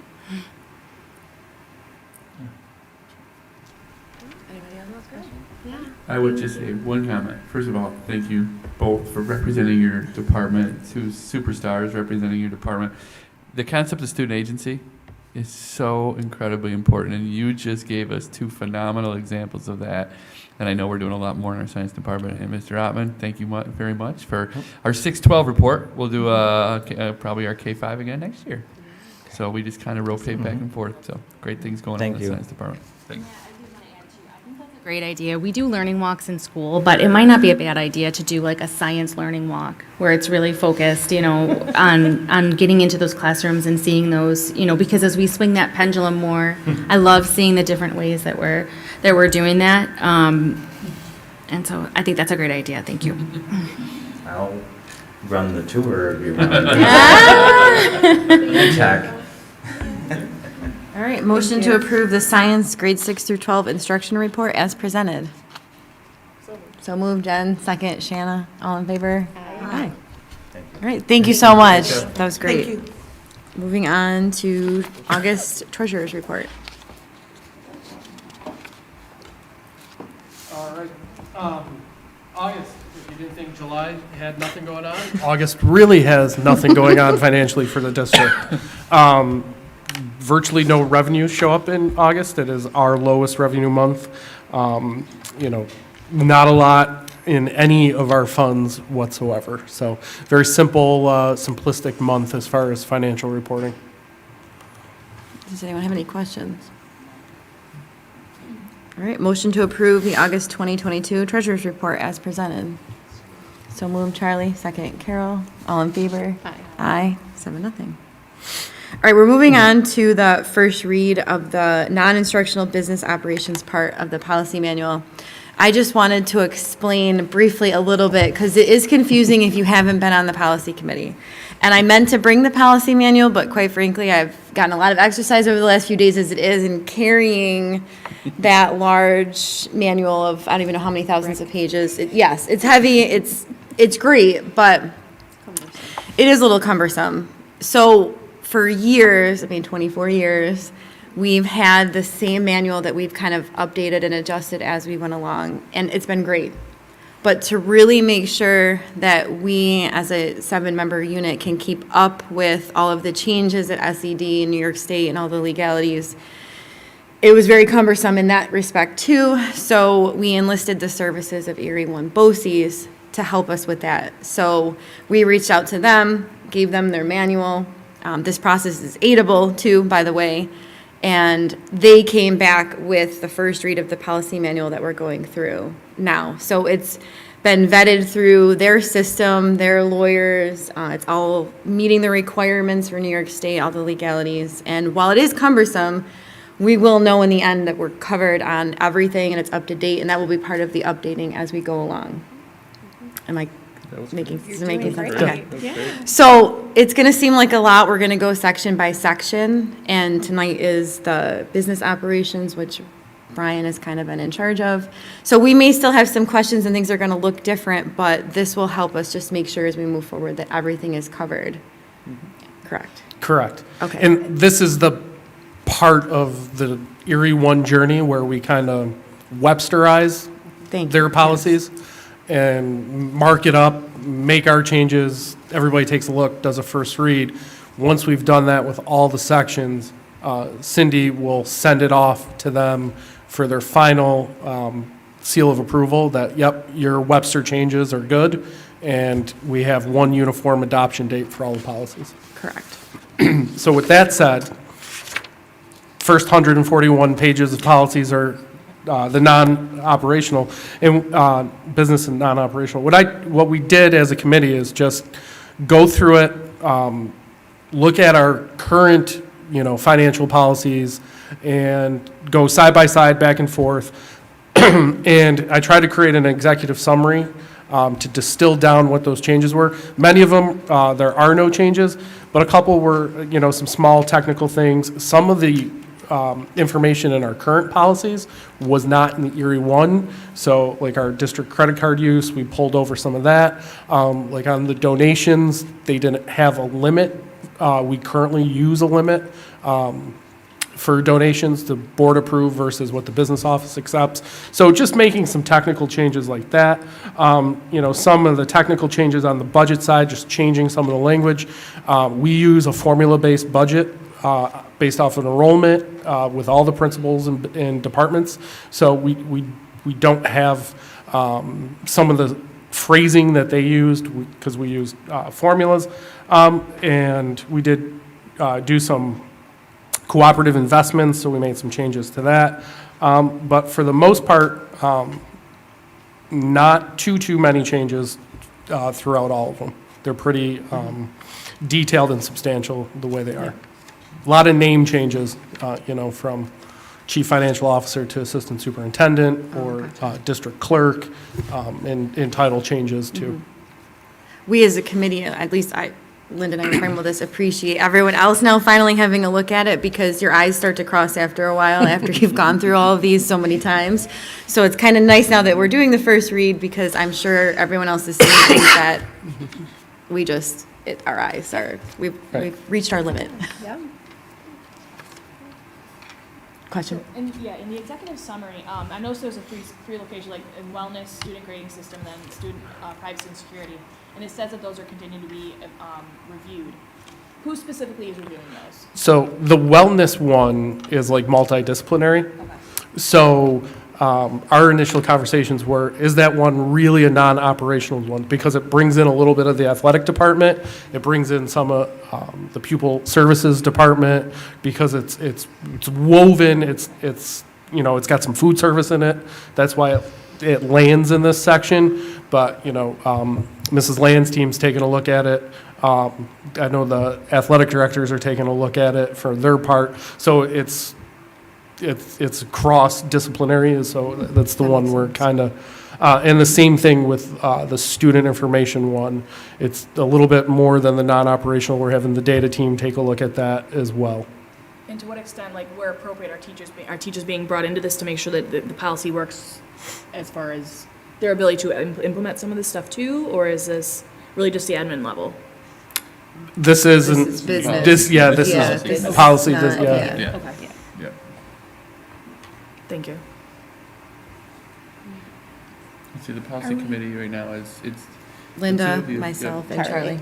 Okay. And then Dave, Brian, Aaron, the three of Cindy. you, and Cindy, Cindy. and Larry. And Larry. Larry helps, Right, yep. just the 8 of you are at the policy committee. Okay. But you're definitely speaking to people who this would impact in terms of departments would be. Each section is going to the department.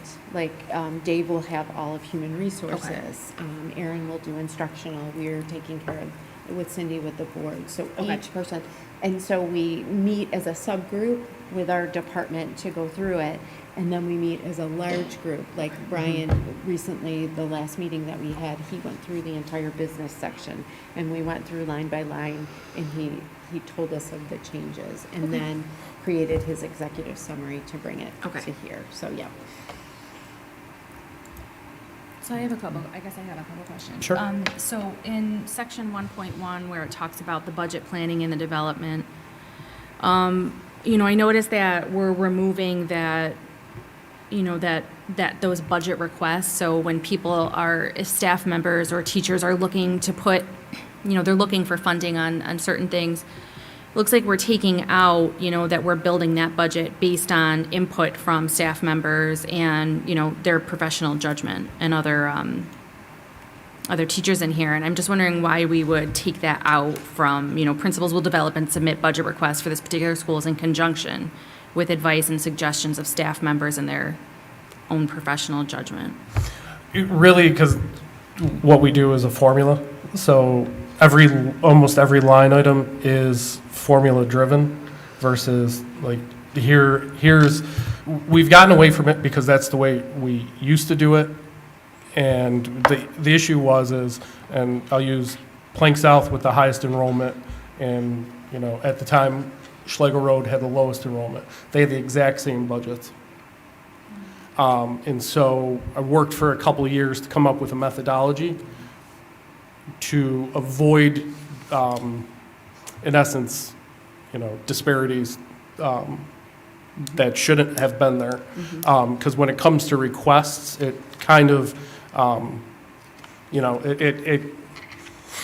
won't say favoritism is the word when it comes to budgeting, but it doesn't make it, there's the possibility where I won't say it's not right, I'm searching for the right words here, but using the formula that's driven off of economic indicators, per pupil enrollment, so you know for sure what that building's getting allocated is right, it's fair, it's not based off of, relationships. I'm cognizant of it because I had a kid go through one building. I don't want anybody to say, oh, you favored that building because you took more of their requests as part of the process.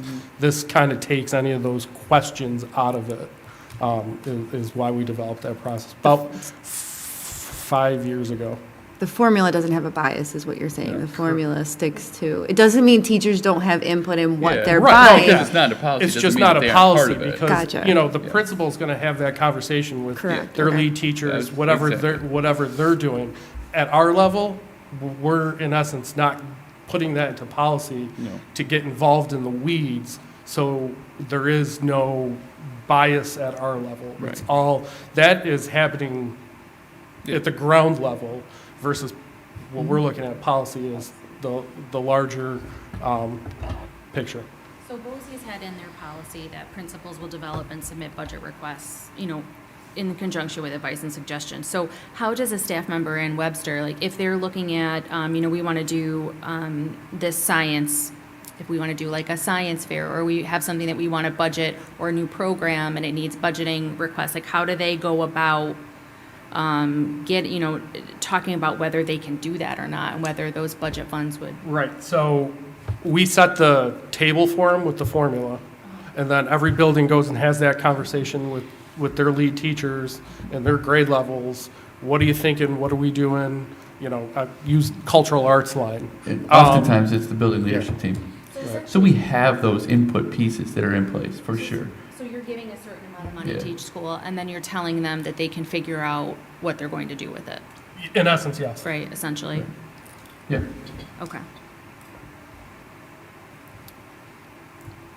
And then I just had a question on, so section 2.3 for district credit card use.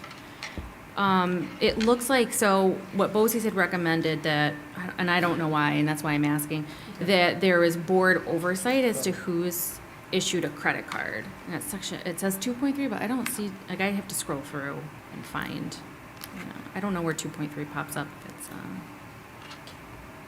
page number. That's just his number on the executive. You're looking at policy right?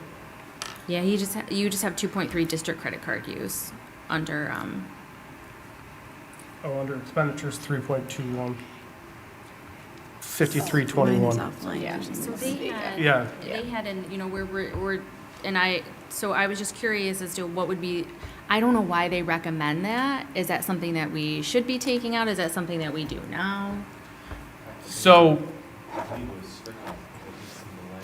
Page 22 is where the district credit card use information is, and the whole entire first paragraph was struck out. But do you know why? Like, because we don't, we have, in essence, one district credit card. Okay. So, we don't issue one for the purchasing agent or any officers. We don't allow anybody to utilize it. It's, locked tight. So, and for this, a lot of what they said, we removed and kind of kept with what we currently do with the credit card. okay. We do have some language in there. Like we do have gas cards that we send with bus drivers, to state trip or something like that in Syracuse. We do have general purpose cards or vendor specific cards like a Lowe's card or a Home Depot. We have those programs set up where most of the time they don't have to take the card because our account is set up as long as they show. And so we keep those locked up. But it's being all-purposing, there is some stuff in the policy that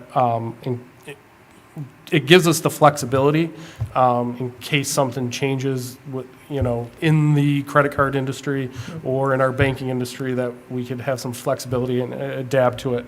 Because we are seeing more and more, especially on the trainings, it's a conversation we're having. A lot of places just aren't taking purchase orders or even checks anymore. Right. Yeah. So it's a conversation we're having because it is a huge change for us to possibly issue a couple department credit cards to help with that as well. So I didn't want to take out the superintendent of schools in case we do decide. All of it's under Yeah. the guidance of the audit of all of our Right, audits. yeah. This is all audited and whatnot too. So. Mhm. Okay. And then my last question was on 5230 for the like you had mentioned before on the Yeah, there was one change on that with the acceptance. donation. Yeah. So that's our current policy. Yes.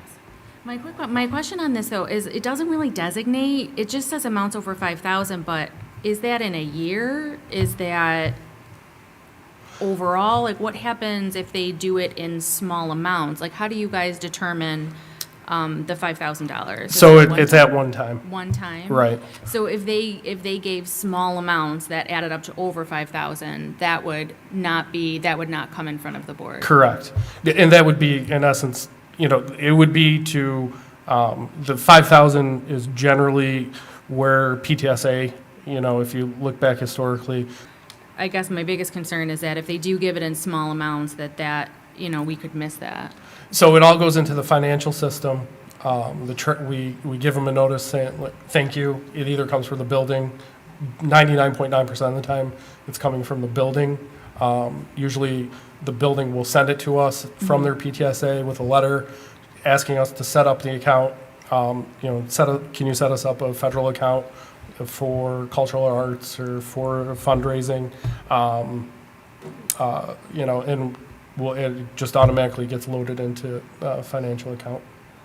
I think probably not on this treasurer's report, but if you look, I could pull up a past one.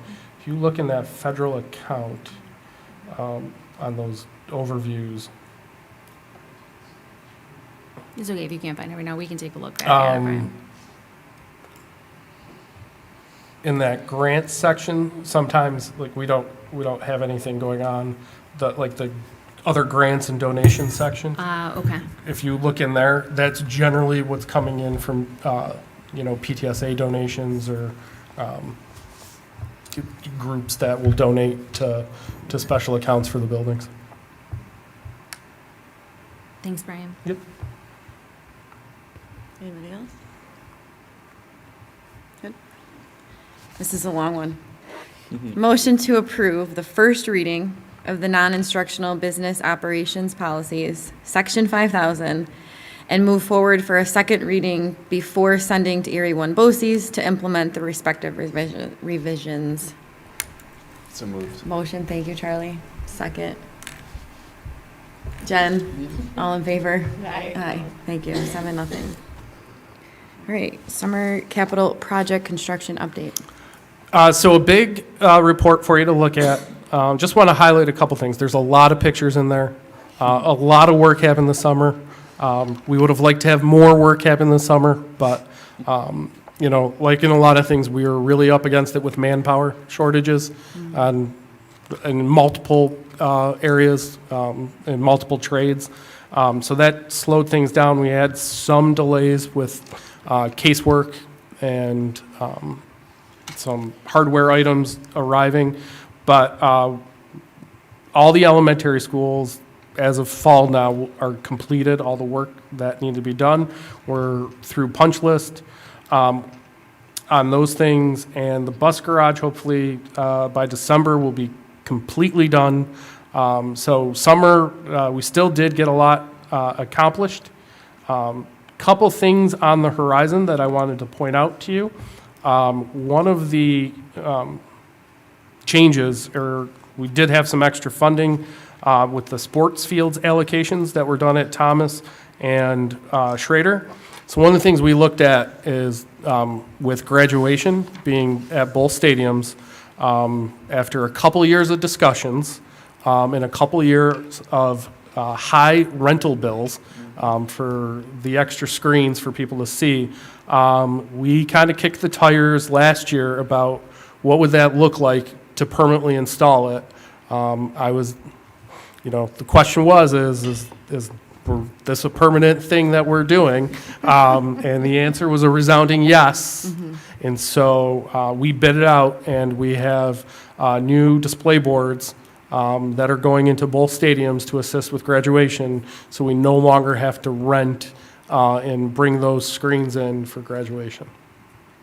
So Each field will now have a scoreboard and a display board. Okay. Yep. Yeah. That is positioned so everybody in the stands can see it. And that will assist with making the graduation experience better. So Which those we should heard be- resounding, everyone really liked having it Right. at their home stadium, so that was pretty clear. So we appreciate you looking into that and clarifying. Yep, so you'll see that construction is underway right now. Should be done by December and ready to go for June. Also, athletics is extremely happy to have that as well. Oh, yeah. Can we use for anything else other than graduation? Oh, yeah, oh, yeah, Okay, so they're yep, gonna- yeah. yep. It will get its use. It will get plenty of activity and trial in the spring sports season, I'm Oh, yeah. sure. And then the other thing I want to point out too, because it's a question that's coming up that I've gotten a couple times with the upcoming capital project, and why do we have allocations for, the front entrances and some improved landscaping. So there is a photo in there of what we're doing here at Spry. As part of the $69.5 million project, Spry was getting some work done. They're at the end of the line because of the huge project we had in 2016.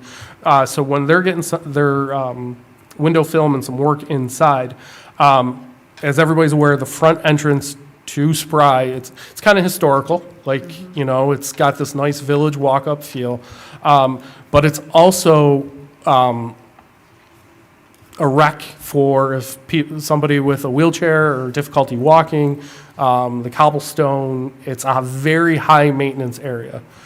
So we tasked the architects to design us something with low maintenance that improves accessibility to the building, both to district office and to the main Spry entrance there, while keeping that historical feel. So that's a rendering right there for you on page 35 of the report. This is the theme we're going with for all the buildings. Very similar to the plaza at Schrader, between the track, a lot more kind of stamped concrete, raised beds, rocks, nothing that you have to pull weeds out of, because we just don't have the manpower or the summer help anymore. So we're trying to make something sustainable where that happens. And also on the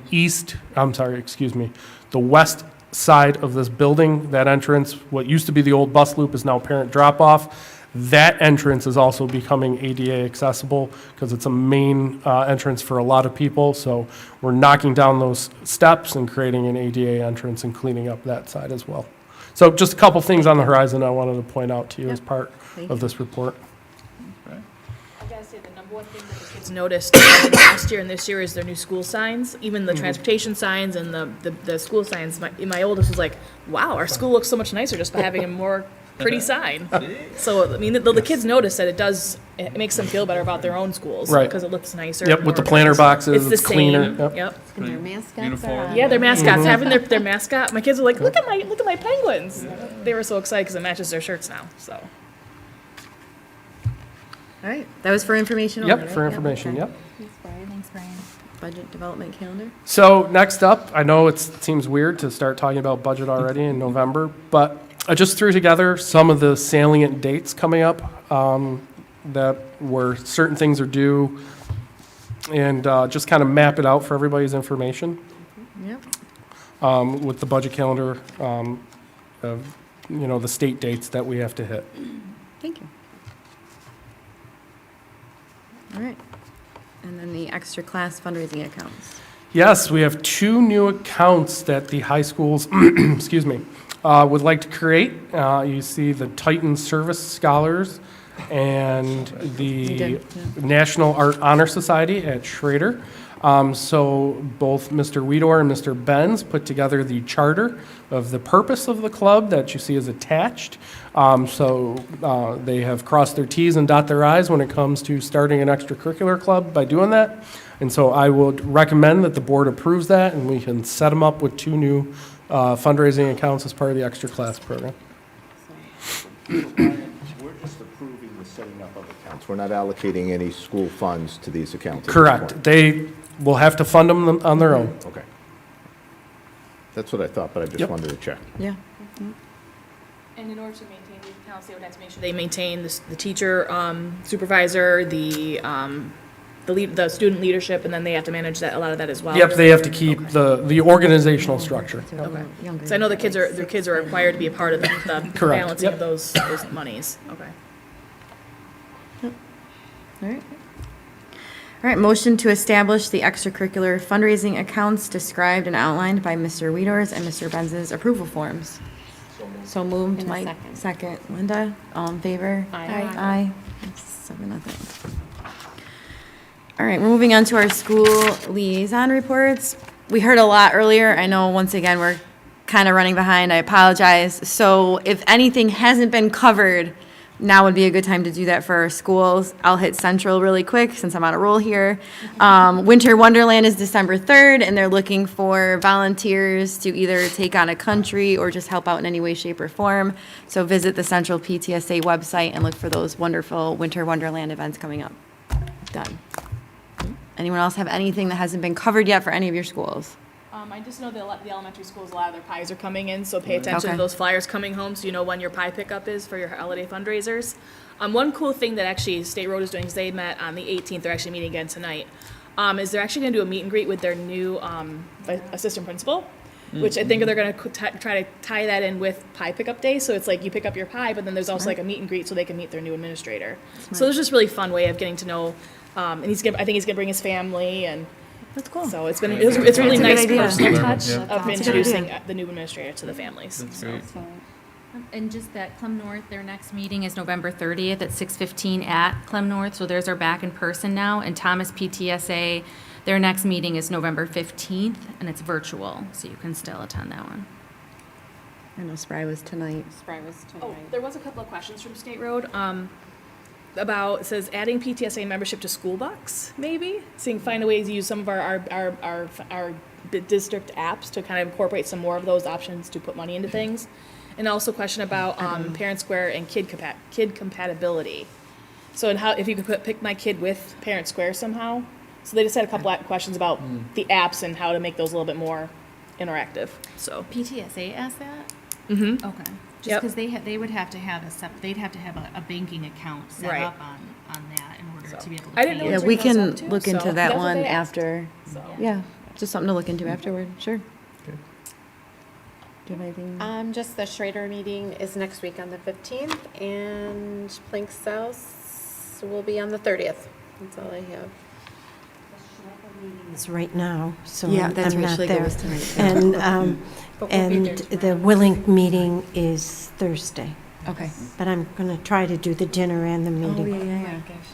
Veteran Center, Town yes. South is next week, so. Why not? The WIT and Plank North are coming up next Okay. couple of weeks. All right. Moving on to Monroe County School Board's Legislative Committee. I don't know if you. So we're continuing to look a lot at the position papers, really just kind of finalizing where people stand and kind of what the issues are. The biggest one is definitely the electric buses, trying to figure all that out. And there's a lot of talk actually about moving away from the requirement of electric buses and having it be more about the emissions. So trying to focus on what the actual problem is versus what this artificial solution is. So focusing on how can we address this problem that the climate change has in the most appropriate way, without hurting our bus systems and the knowing that buses are $400,000 plus each. They may not last to meet a lot of the needs of districts. And the second one is continuing to be social emotional learning and a lot of the mental health. So just really focusing on, from the top down, how are we helping our students, teachers, administrators, how are we avoiding burnout?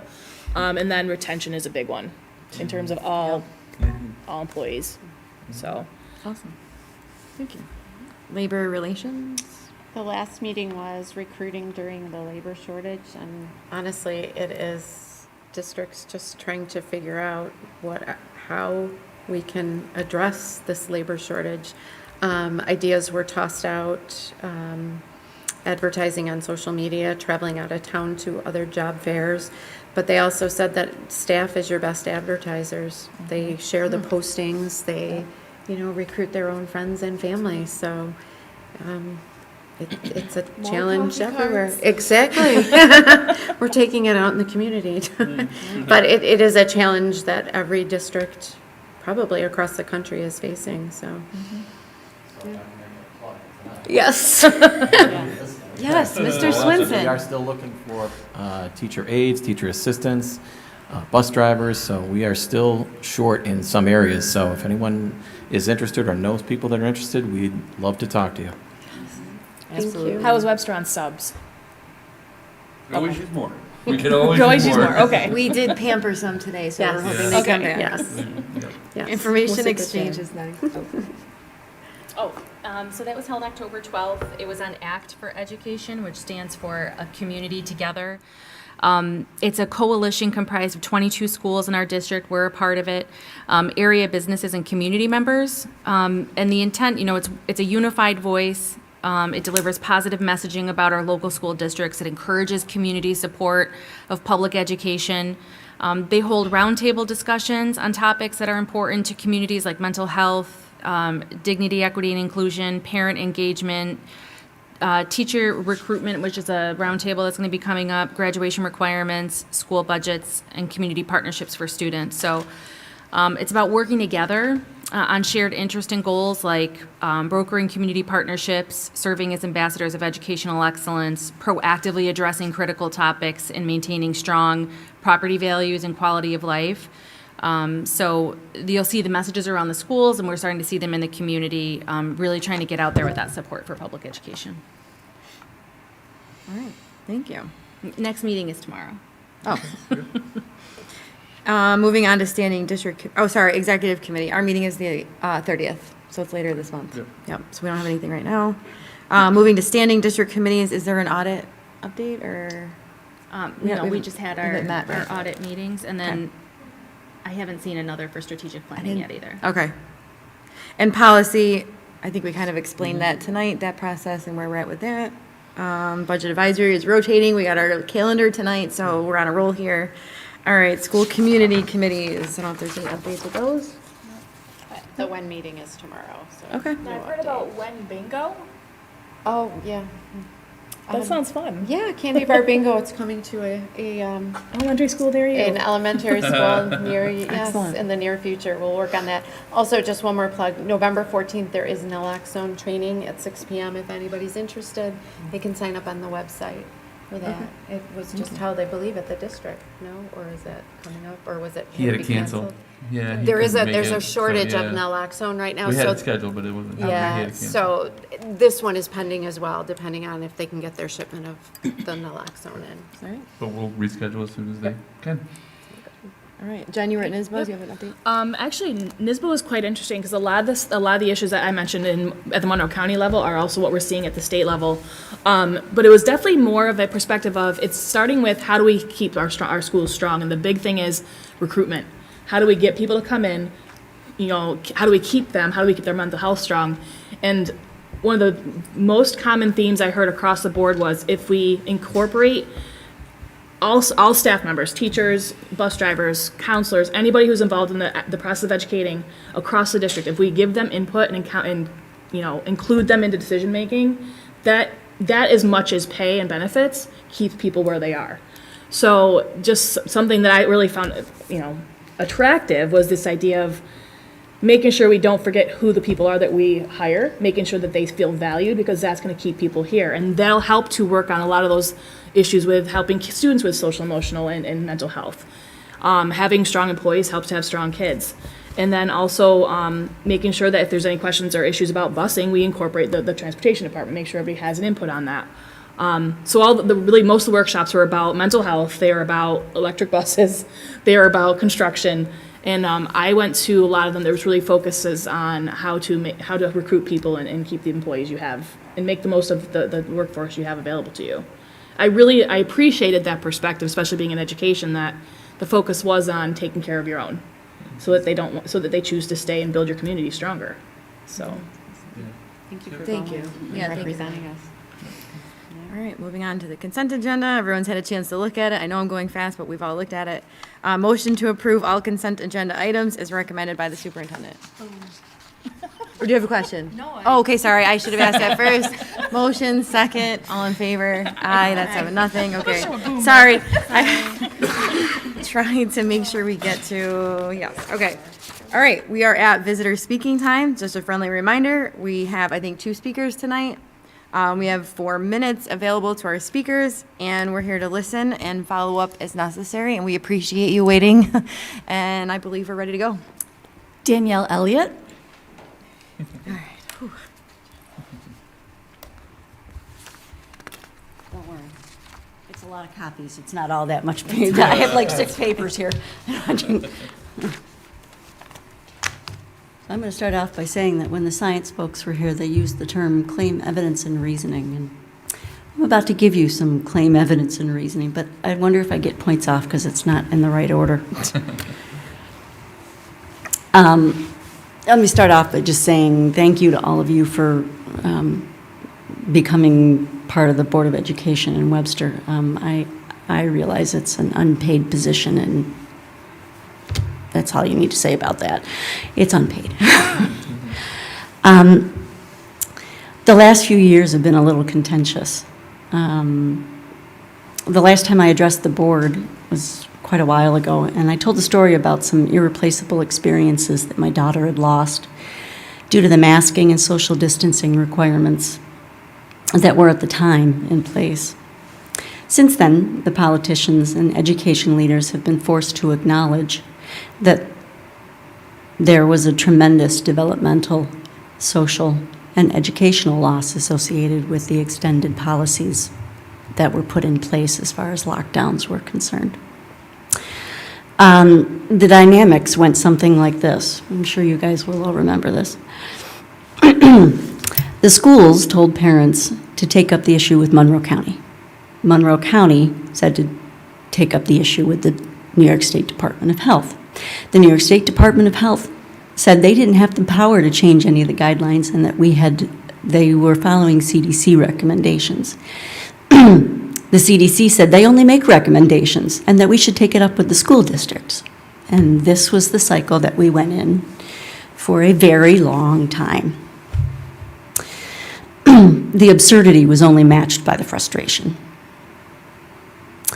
I hope we have permanently moved past closures, social distancing, and masking. But the divisiveness that divisiveness that was then now that I so enjoyed not having at this meeting and not having to deal with what was going on the last time I talked with all of you. It's still lurking around the corner with the potential of a vaccine mandate. A mandate that if Kathy Hochul decides she is interested in pursuing, has already said that she would pursue. So it's of concern. It should be of concern to all of you too. I would say to parents that if they want the right to make that medical decision for their children, if they don't want that right taken away by a vaccine mandate to attend schools, then they need to speak up now, right now.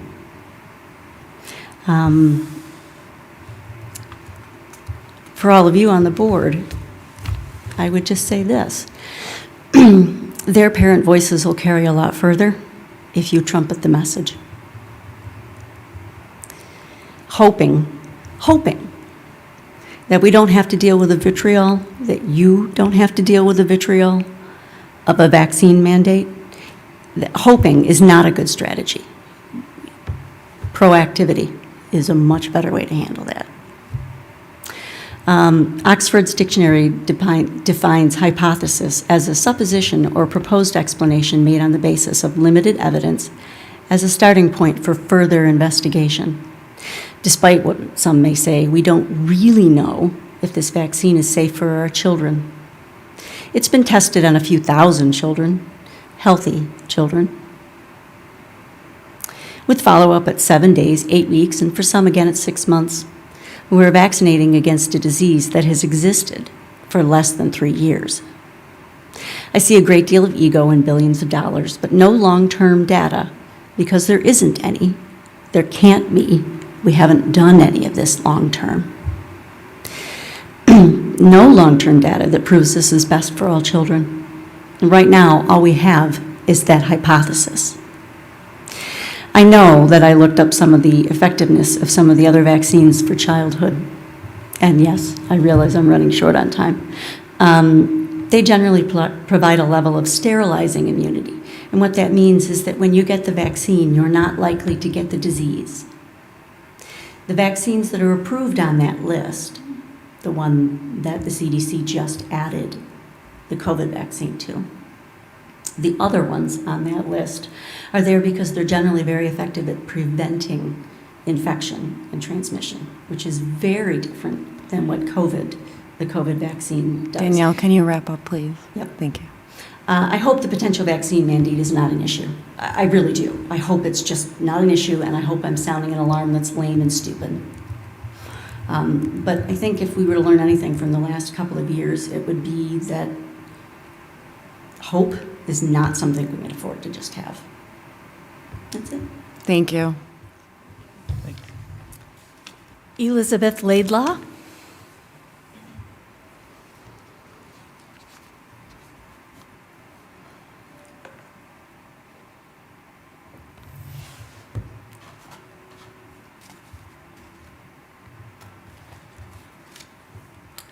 Good evening, Dr. Neenan and board members. I'm Dr. Elizabeth Laidlaw. For 17 years, my kids have been in Webster school buildings, first at Schlegel, then at Clem North, then here at Spry, then at Willink, and then at Thomas, where they were mathletes and athletes, and they were in the marching band as well. I'm really grateful for the district. I'm grateful for the time you all give to the district week in and week out. I know it's an arduous job, so thank you. I'm also grateful for the superintendent's focus on moving forward from the blackface incident, moving toward a district where 14-year-old boys will understand that blackface has a history to it and why it's inappropriate. I'm also an ethics professor emerita from MCC and a member of ROCAC's Educational Task Force, and that task force job is to engage districts in conversations about anti-racist curriculum. A year ago, I reached out to Dr. Neenan's office multiple times to ask about which anti-racism curriculum the district had chosen, and I didn't get a response. I invite each of you as board members to become aware of the anti-racism curriculum project. Some of you may be aware of Shane Wiegand and his work. It's locally focused, it's open sourced, it's free, it's an accessible curriculum through Pathstone. I emailed each one of you today a link to the curriculum's homepage where you can look for yourself at grade level materials students are presented with. So that when you ask Dr. Neenan, and I hope you do, about the curriculum that Webster has chosen, you will have a basis for comparison of the district's curriculum with this nationally recognized curriculum. In addition, we're hearing at the task force that teachers are hampered in implementing anti-racist curriculum because they don't have funding to get substitute teachers in their classrooms so that they can go do the training. And we've heard tonight a number of different sorts of trainings that teachers are called to do each year. So I'm asking also that you inquire about the district's budget lines for professional development to see that they're sufficient to get substitute teachers in classrooms so that our teachers can go and train in anti-racism curriculum. I am grateful for your continued care of the district and Webster students, and I hope we can move forward by sharing details of the anti-racism curriculum that will be taught in Webster schools. Thank you for your time on behalf of Webster learners. Thank you. And I do want to acknowledge we did receive your emails today, so we'll be checking that out. Thank you. Thank you. All right. The only other updates I have is that our next regular meeting is December 6th at 6 o'clock here. And then, of course, December 13th, we have our capital project vote. As Brian said, Veterans Day is off on Friday. And obviously, we have Thanksgiving coming up as well, so we hope everyone has a wonderful holiday. Am I forgetting anything else? All right. Motion to adjourn the regular business meeting, please. So moved. So moved, Linda. Second, Charlie. All in favor? Aye. Aye. 7-0. Thank you, everyone. Have a good night.